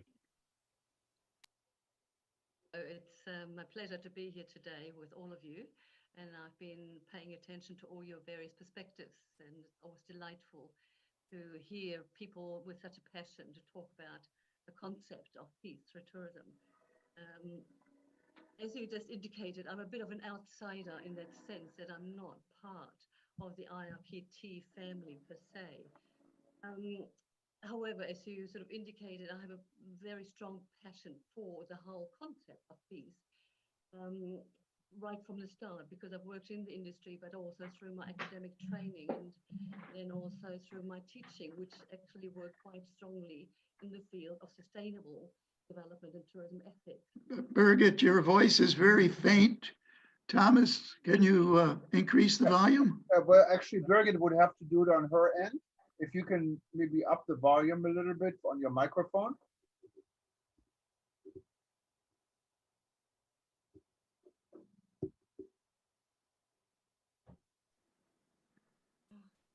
Can you hear me better? Yes. Okay, I think I'll have to move. Yes. I think I have to move right into the screen, so put up with me doing this. All right. As I said, I'm a bit of an outsider of the Iipt family, but the concept of peace per se has always been part of what I have done. Mainly also came through when I was teaching at universities in the area of tourism with a focus on responsible tourism and sustainable development and the notion of ethics. So it is very close to my heart. And how did I come across Iipt? That is an interesting journey, because I have just released my book finally, which is called The Way of the Peaceful Traveler, Dare to Care and Connect. Now, I have written that as a social psychologist, really, as a behavioral scientist in travel and tourism, in trying to promote peaceful behavior and respectful behavior amongst everyone. That is specifically the travelers, always having been considering the notions of impact, negative impact and positive impact of travel and tourism, which involves all the various stakeholders, including the tourists and the travelers. On one side, the demand side, on the other side, of course, the tourism side, which is questionable there as to are they operating on the premise of peace. So we're talking about macro level and micro level. We're looking at politics within, between countries. I think a few people have referred to that. And we're looking at peace within countries. Not to forget, and I think the Credo points that out, peace starts within ourselves. And that's what I have focused on, and I believe that is very important now more than ever, because we're suffering from the impact of coronavirus economically, socially, psychologically, rise in stress levels, rise of disconnect, rise of depression, people not able to travel and connect with loved ones. All of that now is the negative side to tourism or peace through tourism. So my appearance on the scene now with IIPT is somewhat delayed because the book was supposed to come out 4 years ago, and then I put things on hold for various reasons. Then I had the book ready to come out just as COVID broke out. And I was actually just on my way from Australia via Dubai, where I used to work and live, working there at Zayed University. And then I was stuck in Spain, in beautiful Barcelona, for 3 months on my way into Germany as an Australian citizen, no longer a German citizen. And so I had to experience the whole notion of what it means to be traveling in a non-peaceful world because the borders were shut.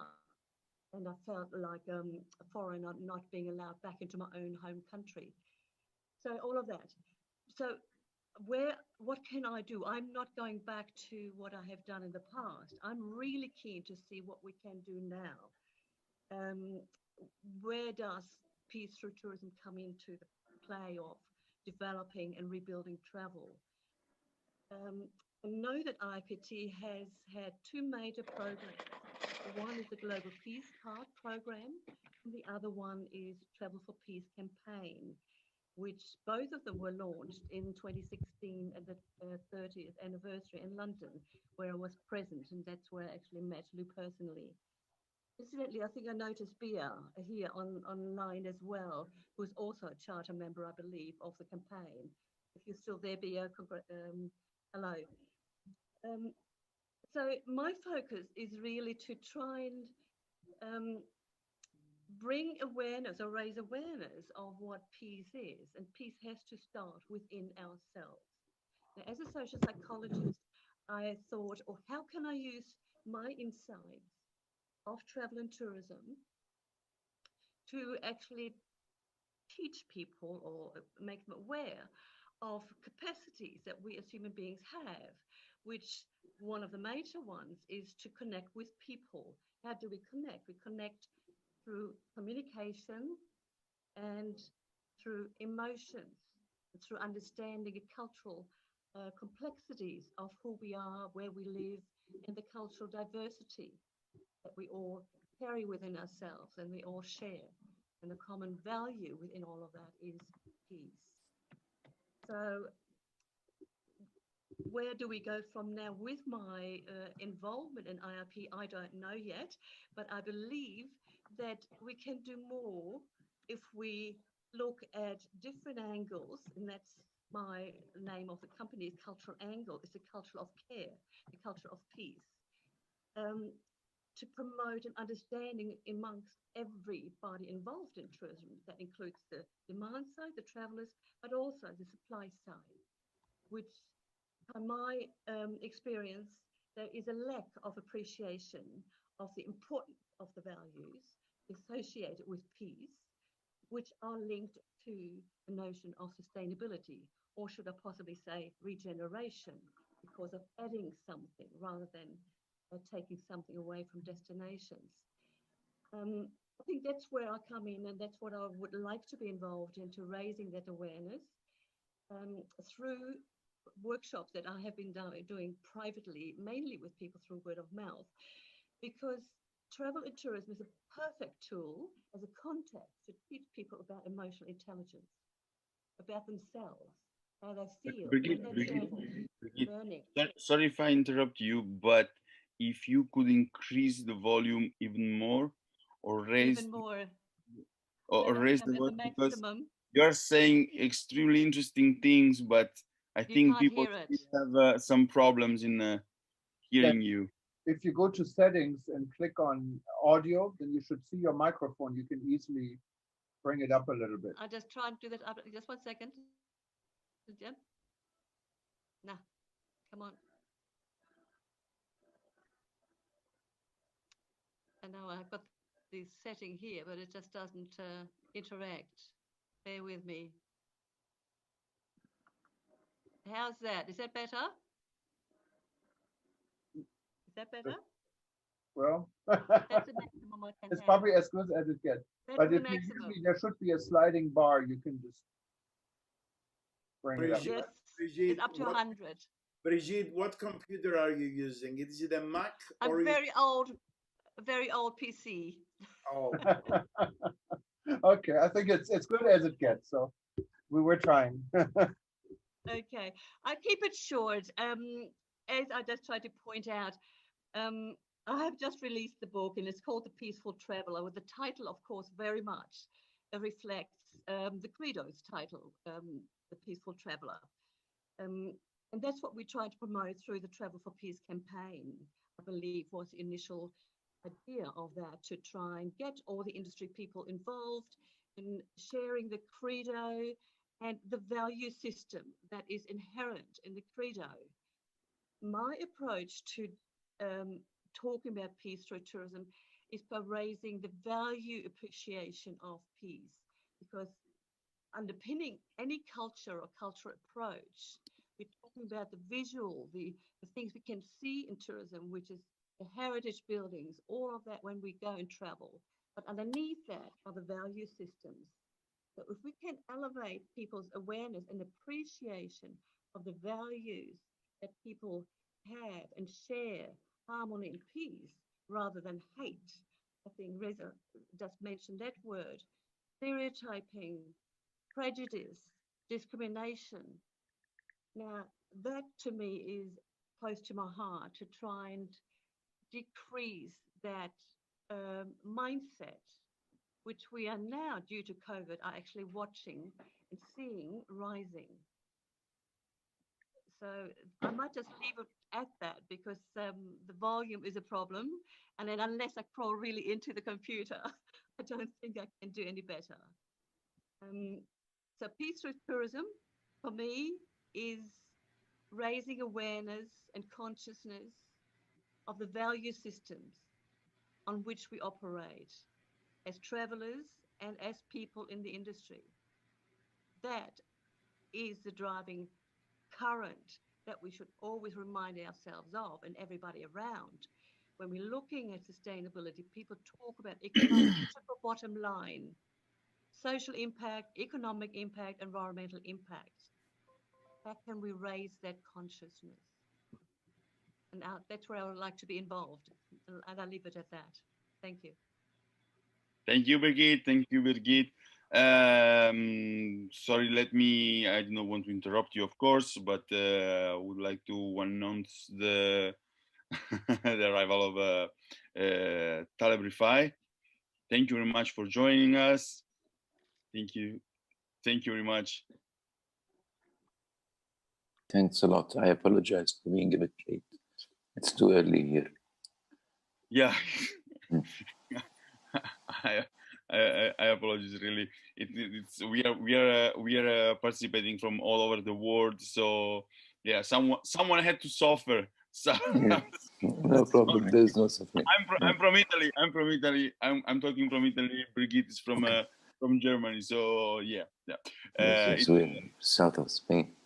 I'm in Spain, so we're in the same boat. I know. When I enjoyed listening. Yeah. But thank you very much for joining us. Thank you very much. No problem at all. No problem. I'm enjoying listening. Okay. I would suggest this. You were supposed to be the first speaker.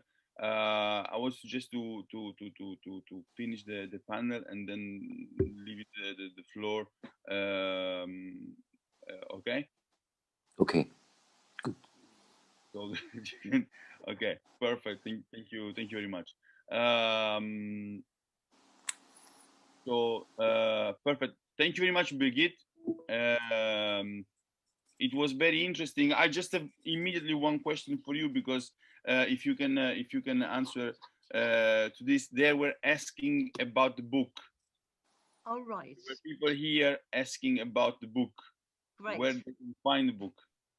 Right. All you need to do is actually type in, or you go to Amazon, type in The Way of the Peaceful Traveler, and it will pop up automatically. Yeah. Can you write it also here in the type it into the chat, hey?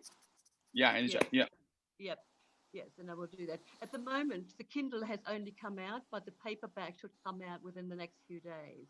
I have already posted on my website also activities that people can engage with to promote what I've been talking about. And Birgit, if you send us this link, we'll be happy to add it to your profile on WTN.travel. And everyone can just go look under Germany, I think you're listed, and find you, and we'll see your link so they can buy the book. Yes, it's. I mean, as I said, it's just an automatic, internationally global Amazon listing. You can buy it anywhere, and wherever you are, you would just be directed to that. I do believe I have an international link that I could hopefully send you, so that might make things easier. And I didn't even think of that today. Let me just see if I can type it in.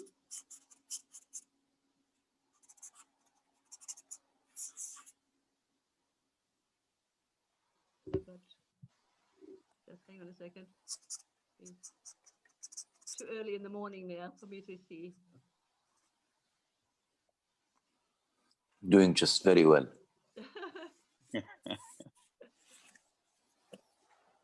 Okay. Great. Yes, and even if you just type this into Google, The Way of the Peaceful Traveler, just that, it comes up. You'll find another book that comes up first, The Way of the Peaceful Warrior, a way back that came out, and I'm glad to see it there because it has very similar notions that I'm dealing with. But you will see further down, that's definitely the link straight away, and that takes you onto my website where you can order it. You click on that link, it takes you to my website. That website then has the link to take you straight into Amazon. So that's probably the easiest. Just type that into Google or Amazon directly, and that takes you there automatically. And it's all there downloadable. Okay? Any questions? Again, send me a message. I'd be delighted to find out more and talk to you all about it. Thank you very much. Thank you very much, Brigitte. I'm going to close the panel for this intervention of our friends and colleagues Verify, and I'm going to briefly introduce myself. As I was saying in the beginning, I'm recently joined the Iipt in 2018 officially, and so 2 years ago, almost 3 years ago, and I'm going to share also something that so yes, it was an honor for me, an honor to me to join it, even if it was not on 2018 that I discovered the existence, but I was following the organization, the institute, already many years before. As an academic, I was studying, and the starting point was the debate around intercultural dialogue and the role of tourism to promote intercultural dialogue. This is how I arrived to the Iipt, because some reflection that were related to what we study in the university in relation with tourism and intercultural dialogue, tourism and sustainability, and what we have then in the reality. And what we have in the reality, unfortunately, is not something that reflects what we study in the books or what we talk about when we do our papers. We have a kind of tourism that is still irresponsible, unsustainable. So what happened is that remain in my mind as an academic, always remain this important and dangerous gap between our discourse in the university and what was actually happening outside. Lou mentioned the problem of over tourism, for example, which is here before we had the idea of the tourist. When we talk about ambassador of peace, well, we have here tourists in Greece just taking picture and selfie with the migrants in a camp of refugees, which is not the kind of tourism and the kind of tourists that we want to see. We talk about another kind of tourism. Once again, a kind of tourism that we don't want to see, and we work in order to avoid this kind of experience, the commercialization of the misery of people. In India, and Jai can confirm this, but in India, there is a product that right now is more public than the Taj Mahal, and is the slum, the different slums in India. So is more the tourists go more for the slums than to the Taj Mahal, which is incredible, because we talk about tourism and peace, we talk about intercultural dialogue, we talk about tourists as ambassadors and peace, but then in the end, on the field, this keep happening and more and more and more. And also on the side of the, not only on the side of the demand, but also on the side of the supply is more or less the same thing. We talk about sustainable tourism, we talk about ecotourism, but many times what happens in the reality is that local population, and I was very happy to see the slides of the president of the Caribbean chapter, because what happened actually is that then the local population continue to be explored by those that has these big companies of tour operators or resorts, etc. What happened? Happened that at certain point I found this great message that came from Louis D'Amore, and I think I'm the only one that, Lou, that can pronounce your name good because I'm Italian. Yeah. So I can make justice to your Italian origin, okay? So, and then in 2017, Taleb Rifai was also in this event in London, and was actually he received an award from the Iipt, and I met him. I was honored to. It was a great moment for me because I was already following you, and start this kind of a relation, sharing ideas, sharing Thank you so much. And everything. And in 2018 arrived this appointment as I had the honor of this appointment as ambassador at large of the International Institute for Peace to Tourism. And from there, I have to say, an amazing adventure. First of all, because I thought, the first things I thought is what an ambassador has to do, because I really felt this strong responsibility, because I recognize myself in the message now.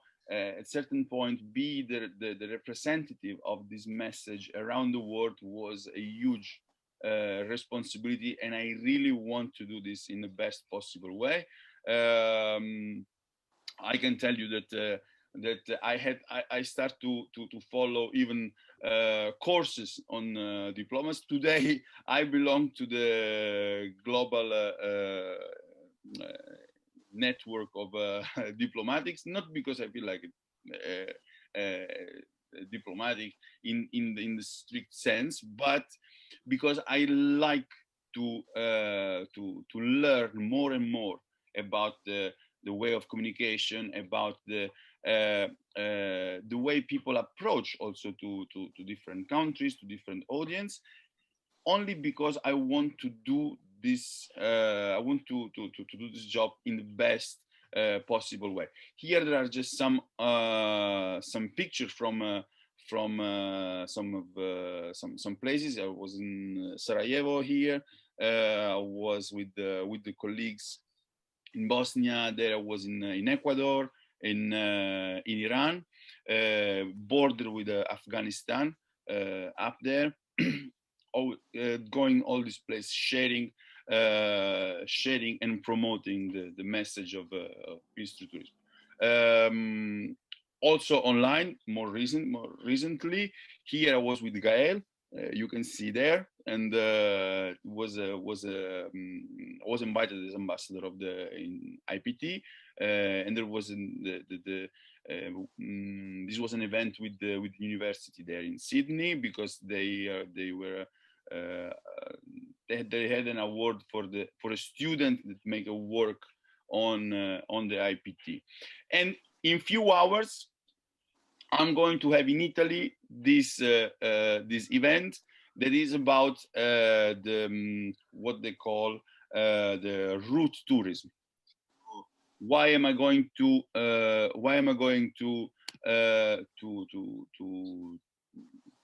talk there and introduce this event on the tourism of the origins, the identity? Because reflect what is the main idea, the original idea of peace through tourism. That is peace not only in the sense of conflict, but is peace with the environment, peace with the present, peace with the past. So in this sense, the fact of using tourism to reconcile with your own past and go and find out more about your origins, this is part of creating peace through tourism. A second appointment from the Iipt was that of special envoy to Iran. And when I talk about this to Lou, I saw really his eyes like sparkling, because he told me, I really want to do this. It's so long that I'm thinking about this. And I was so happy to meet immediately this kind of expectation. And once again, I did my best, and I'm doing my best. This was 2018 already, immediately. Well, I took almost 1 year, and I could establish there the Iran chapter. And we are still working with for example, here you have the Tehran Peace Museum, and one person just connect with us, Narges, that is exactly in two of these pictures. We are partners of the Tehran Museum of the Holy Defense. That is one of the biggest museums in Asia, and an amazing museum talking about the war Iran-Iraq. Here we have some activities. The National Geographic Farsi Persia is supporting us. Here we were invited to join this day that they have in Iran about the interaction with the world. They have a specific day of the interaction with the world, and this is in the poster is the museum.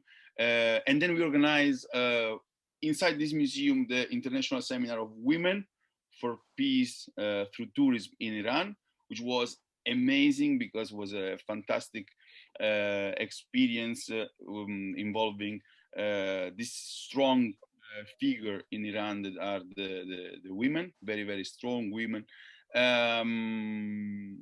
And then keep sharing in the Middle East, in particular in Iran, this the message. Here I was with Riza.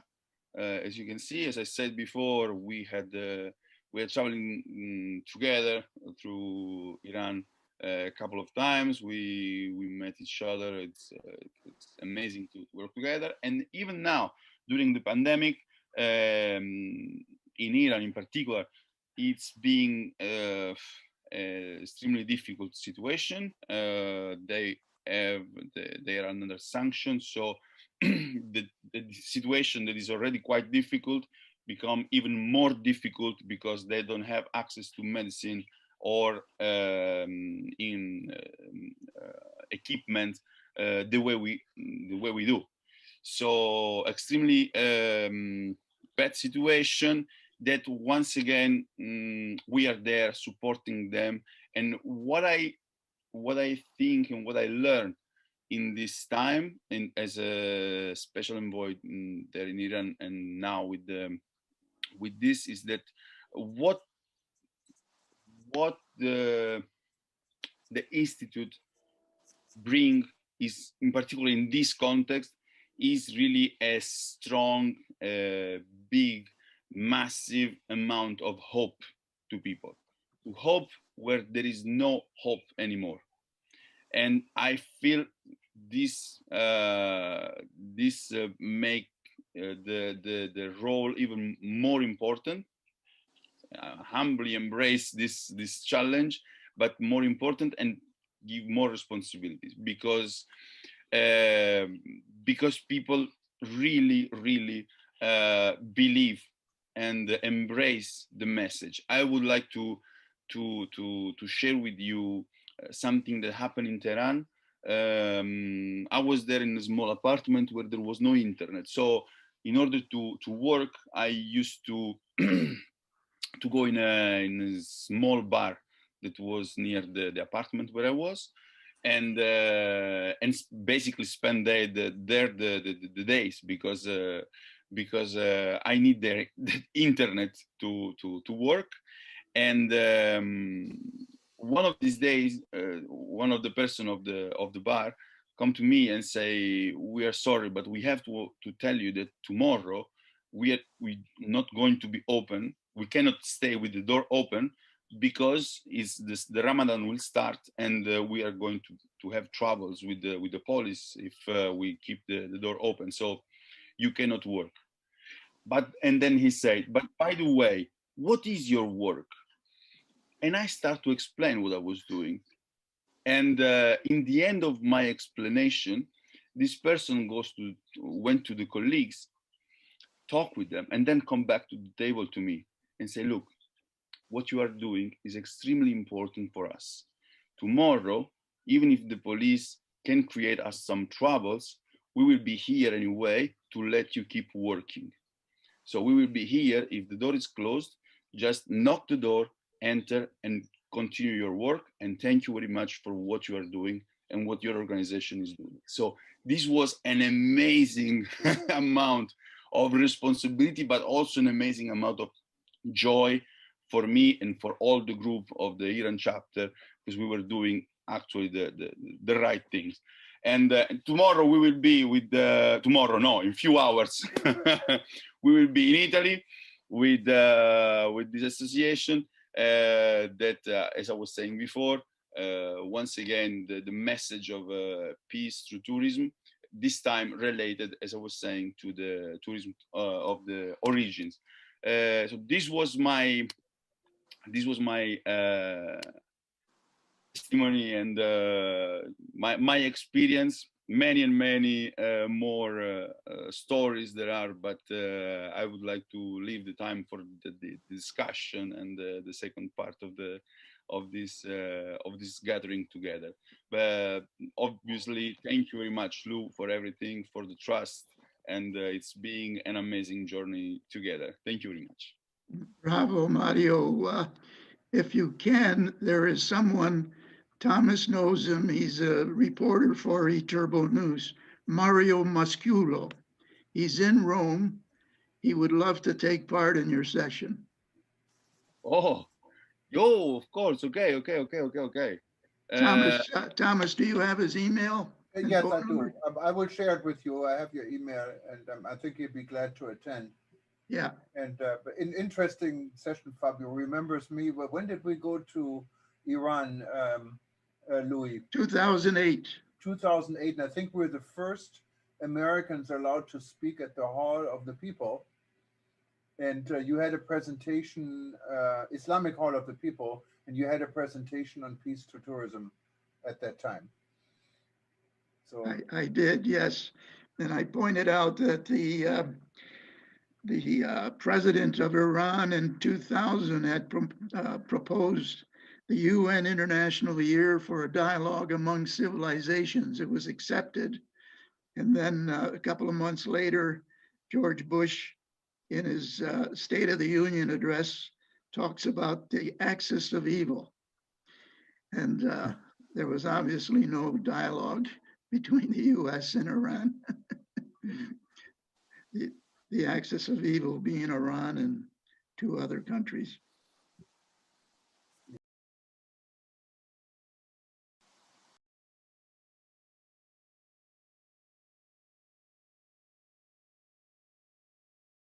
Thomas, if I might make a suggestion, we've now been going for 2 hours and 15 minutes.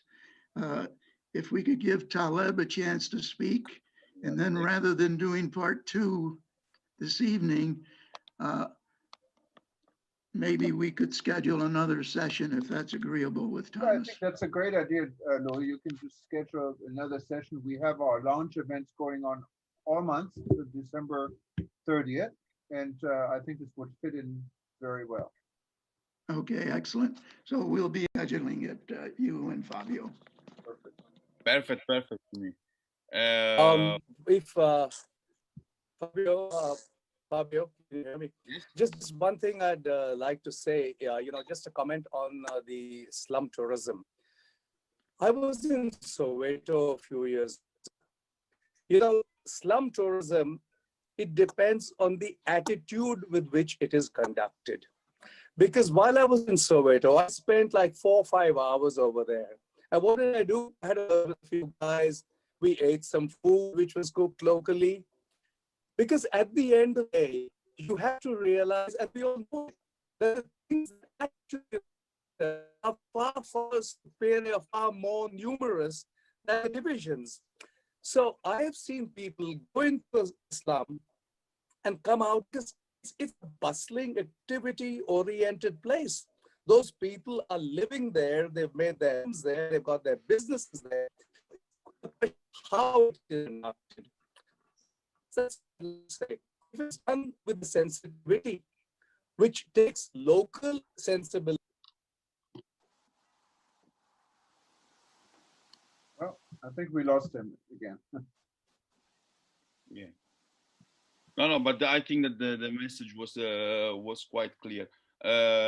Me personally, I still do not see this kind of practice as sustainable. They do the same things in they do the same thing in Brazil, and, but I hope that Ajay can enter again so we can have this debate, because without him, but I understood the point. What Ajay was pointing out. Personally, I still think that also if we see the profile of the person that are the normal consumers of this kind of tourism, I don't believe this really bring a positive contribution and the long-term positive contribution to the place. Anyway, but unfortunately Ajay is not here. Okay. Fabio, yes, just before Taleb speaks, may I say to Taleb that at the start of the session when I spoke, I wanted to thank you for all that you do for IIPT as chairman of our International Advisory Board, and all that you did while you were Secretary General. It's very, very much appreciated. And also appreciated is what you did for the entire tourism industry. The way you allied with the World Travel and Tourism Council and PATA, David Scalzill, and Mario.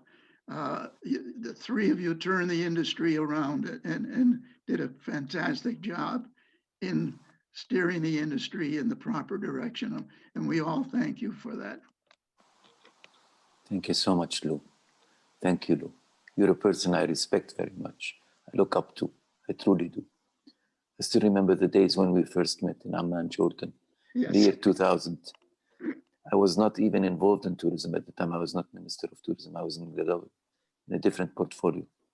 Louis came and they had this very big meeting.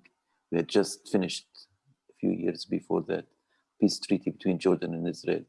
And I believe, Lou, you were trying to celebrate that and raise awareness about the connection between tourism and peace. I did not understand anything at the time.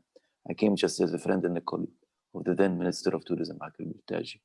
You remember that well. Yes. I still remember you then. Yeah. We were both very young at that time. But time has made us better, I hope. Now, what I want to say is the following. You and your organization have done a great job, really. I mean it. I'm not complimenting you here at all. I believe that peace through tourism can be achieved simply by facilitating people travel. No obstacles should be put in the face of travel. Let things go naturally. We need to encourage more people to visit, more people. But we also have to do that and create the right circumstances for people to be where they are. That's what sustainability is all about. When we talk about sustainability, many people just link it to the environment. That's not right. Environment is very important. Sustainability is about people. It's about creating connections between people. It's about sustaining life on Earth. That's what it is. And life cannot be sustained on Earth if there is war and there is animals. If we simply have people meet with each other, that's all what it takes. What it takes is somebody sitting there, having dinner with some local family, listen to their music, listen to their songs, listen to their dreams, meet them. Then they'll go home with no stereotypes about the place that you visited at all. I have traveled the whole world. I'm a better person, definitely. When you travel, you become a better person. I always keep saying this. Now, what is the right circumstances? But before that, we have to say that travel must be free. Travel is a human right today. It's not anymore just an elitist activity of a British or a German or a Swiss traveler going to India or China, coming back and writing a book about them. It's people moving around. The more people move around, the better this world becomes.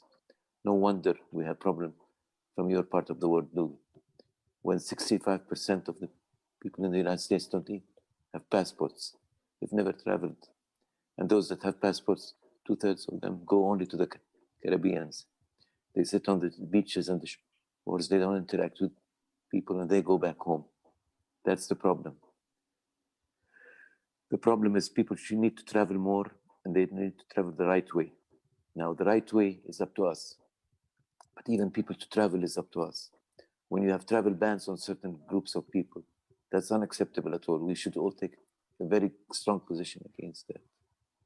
I'm glad that era is about to end in the United States because there is nothing called you deny me of coming anywhere or going anywhere. You know, you were talking about Iran. I visited Iran many times in my life. It's a wonderful place, wonderful people. They need to know the world and the world needs to know them. I even went to North Korea and I've seen the wonderful people of North Korea. You can't isolate people. Now, I'm not a judge of regimes and systems. I will never be. But what I like to do is take any opportunity that any regime allows and make us go open doors and go visit the people. That's the best way to change the people. When the people of North Korea see us, they see that we're real people. We care for them. They care for us. Things change. Things there will change faster and better. That's how we should approach things. Now, what is the right circumstances that we're responsible of creating in each country? We should lower the walls between visitors and the local community. There's not a visitor in the developing world is like God coming on earth. It's a blonde person with blue eyes coming from Mars, visiting us. He should be respected and isolated. That's not right. Tourists and visitors are human beings, just like the people in the country are human beings. Therefore, we should lower the walls between them. I always like to say the story that happened with me when I went to visit a country in East Asia. I like to repeat it here to you if my time allows for that. I was visiting Manila, and the lady minister there of the Philippines wanted to take me to see a beautiful project that she thought was going well in an island. This island was turned into a tourism destination by an investor that has put so much money in there. That investor had so much money, so much capital, he was able to make an air link between Manila and that island, a helicopter connection. We went by helicopter, we went there. When we arrived there, the investor was waiting for us at the helipad. He welcomed us, of course. I understood from them that he had to buy the entire island to make this project. The project was an interesting one. Not my type, but an interesting one. It was Hollywood. It was Disneyland for adults. For example, there were hotels built Mexican style, French style, Chinese style, so on, and restaurants and so forth. It's a whole world in one place. What they didn't tell me at the time was that there were 90,000 people still living on that island. So I got curious. I asked them what happened with these people. The investor, the owner of the island, said, "Don't worry, they're like my children. Don't worry, I take good care of them. All of the people that work in this hotel are from that community. I built schools, I built clinics in that community. I'm taking care of that community." So I asked to go visit that community. He was a bit hesitant, but the minister told him he must go if he wants to go. So I went there, I spent 2 hours, I came back. The minister was having dinner with that gentleman.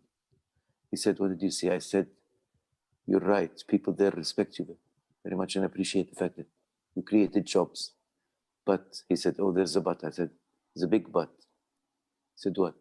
I said, "But I'm not sure creating jobs alone is enough." He said, "What do you mean?" I said, "I'm not sure that the children of the community now living there would be happy to spend the rest of their lives working in your hotel, serving the rich people of the world, to come back every day to their homes to see the difference in economic life standards." He said, "Oh, that's serious. So what do you suggest?" I said, "You must encourage your people to go visit that community, to create jobs there, not to bring them to you." He said, "But I'm bringing them here. They're doing well. For example, tonight there is a art, singing and dancing from that community here at the hotel." I say, "It's better to go see it where they live, not to bring them to you here." It's important to lower the walls between the tourists and the local community. That's very important. Today, corporate social responsibility is not about sharing money and sharing your capital, your profits. It's about sharing your business. You have to interact with the local community. You have to make sure the local community benefits from you and sees you as a human being when you go visit there. That's why I too have a reservation like I on the issue of slum tourism, whether it's in India or Brazil, because people there go there just to have pictures with other people. That's not the way to do it. You have to go there with the right attitude. You're right, Ajay. The issue of attitude is absolutely correct. That's what I wanted to say, and thank you so much, everybody. I apologize again for being a bit late. I tried to stay up until 4:30 in the morning, but I couldn't, so I slept and I woke up a bit late. Thank you so much, Lou, for all the good work you're doing. Thank you, Fabio. Thank you, Ajay.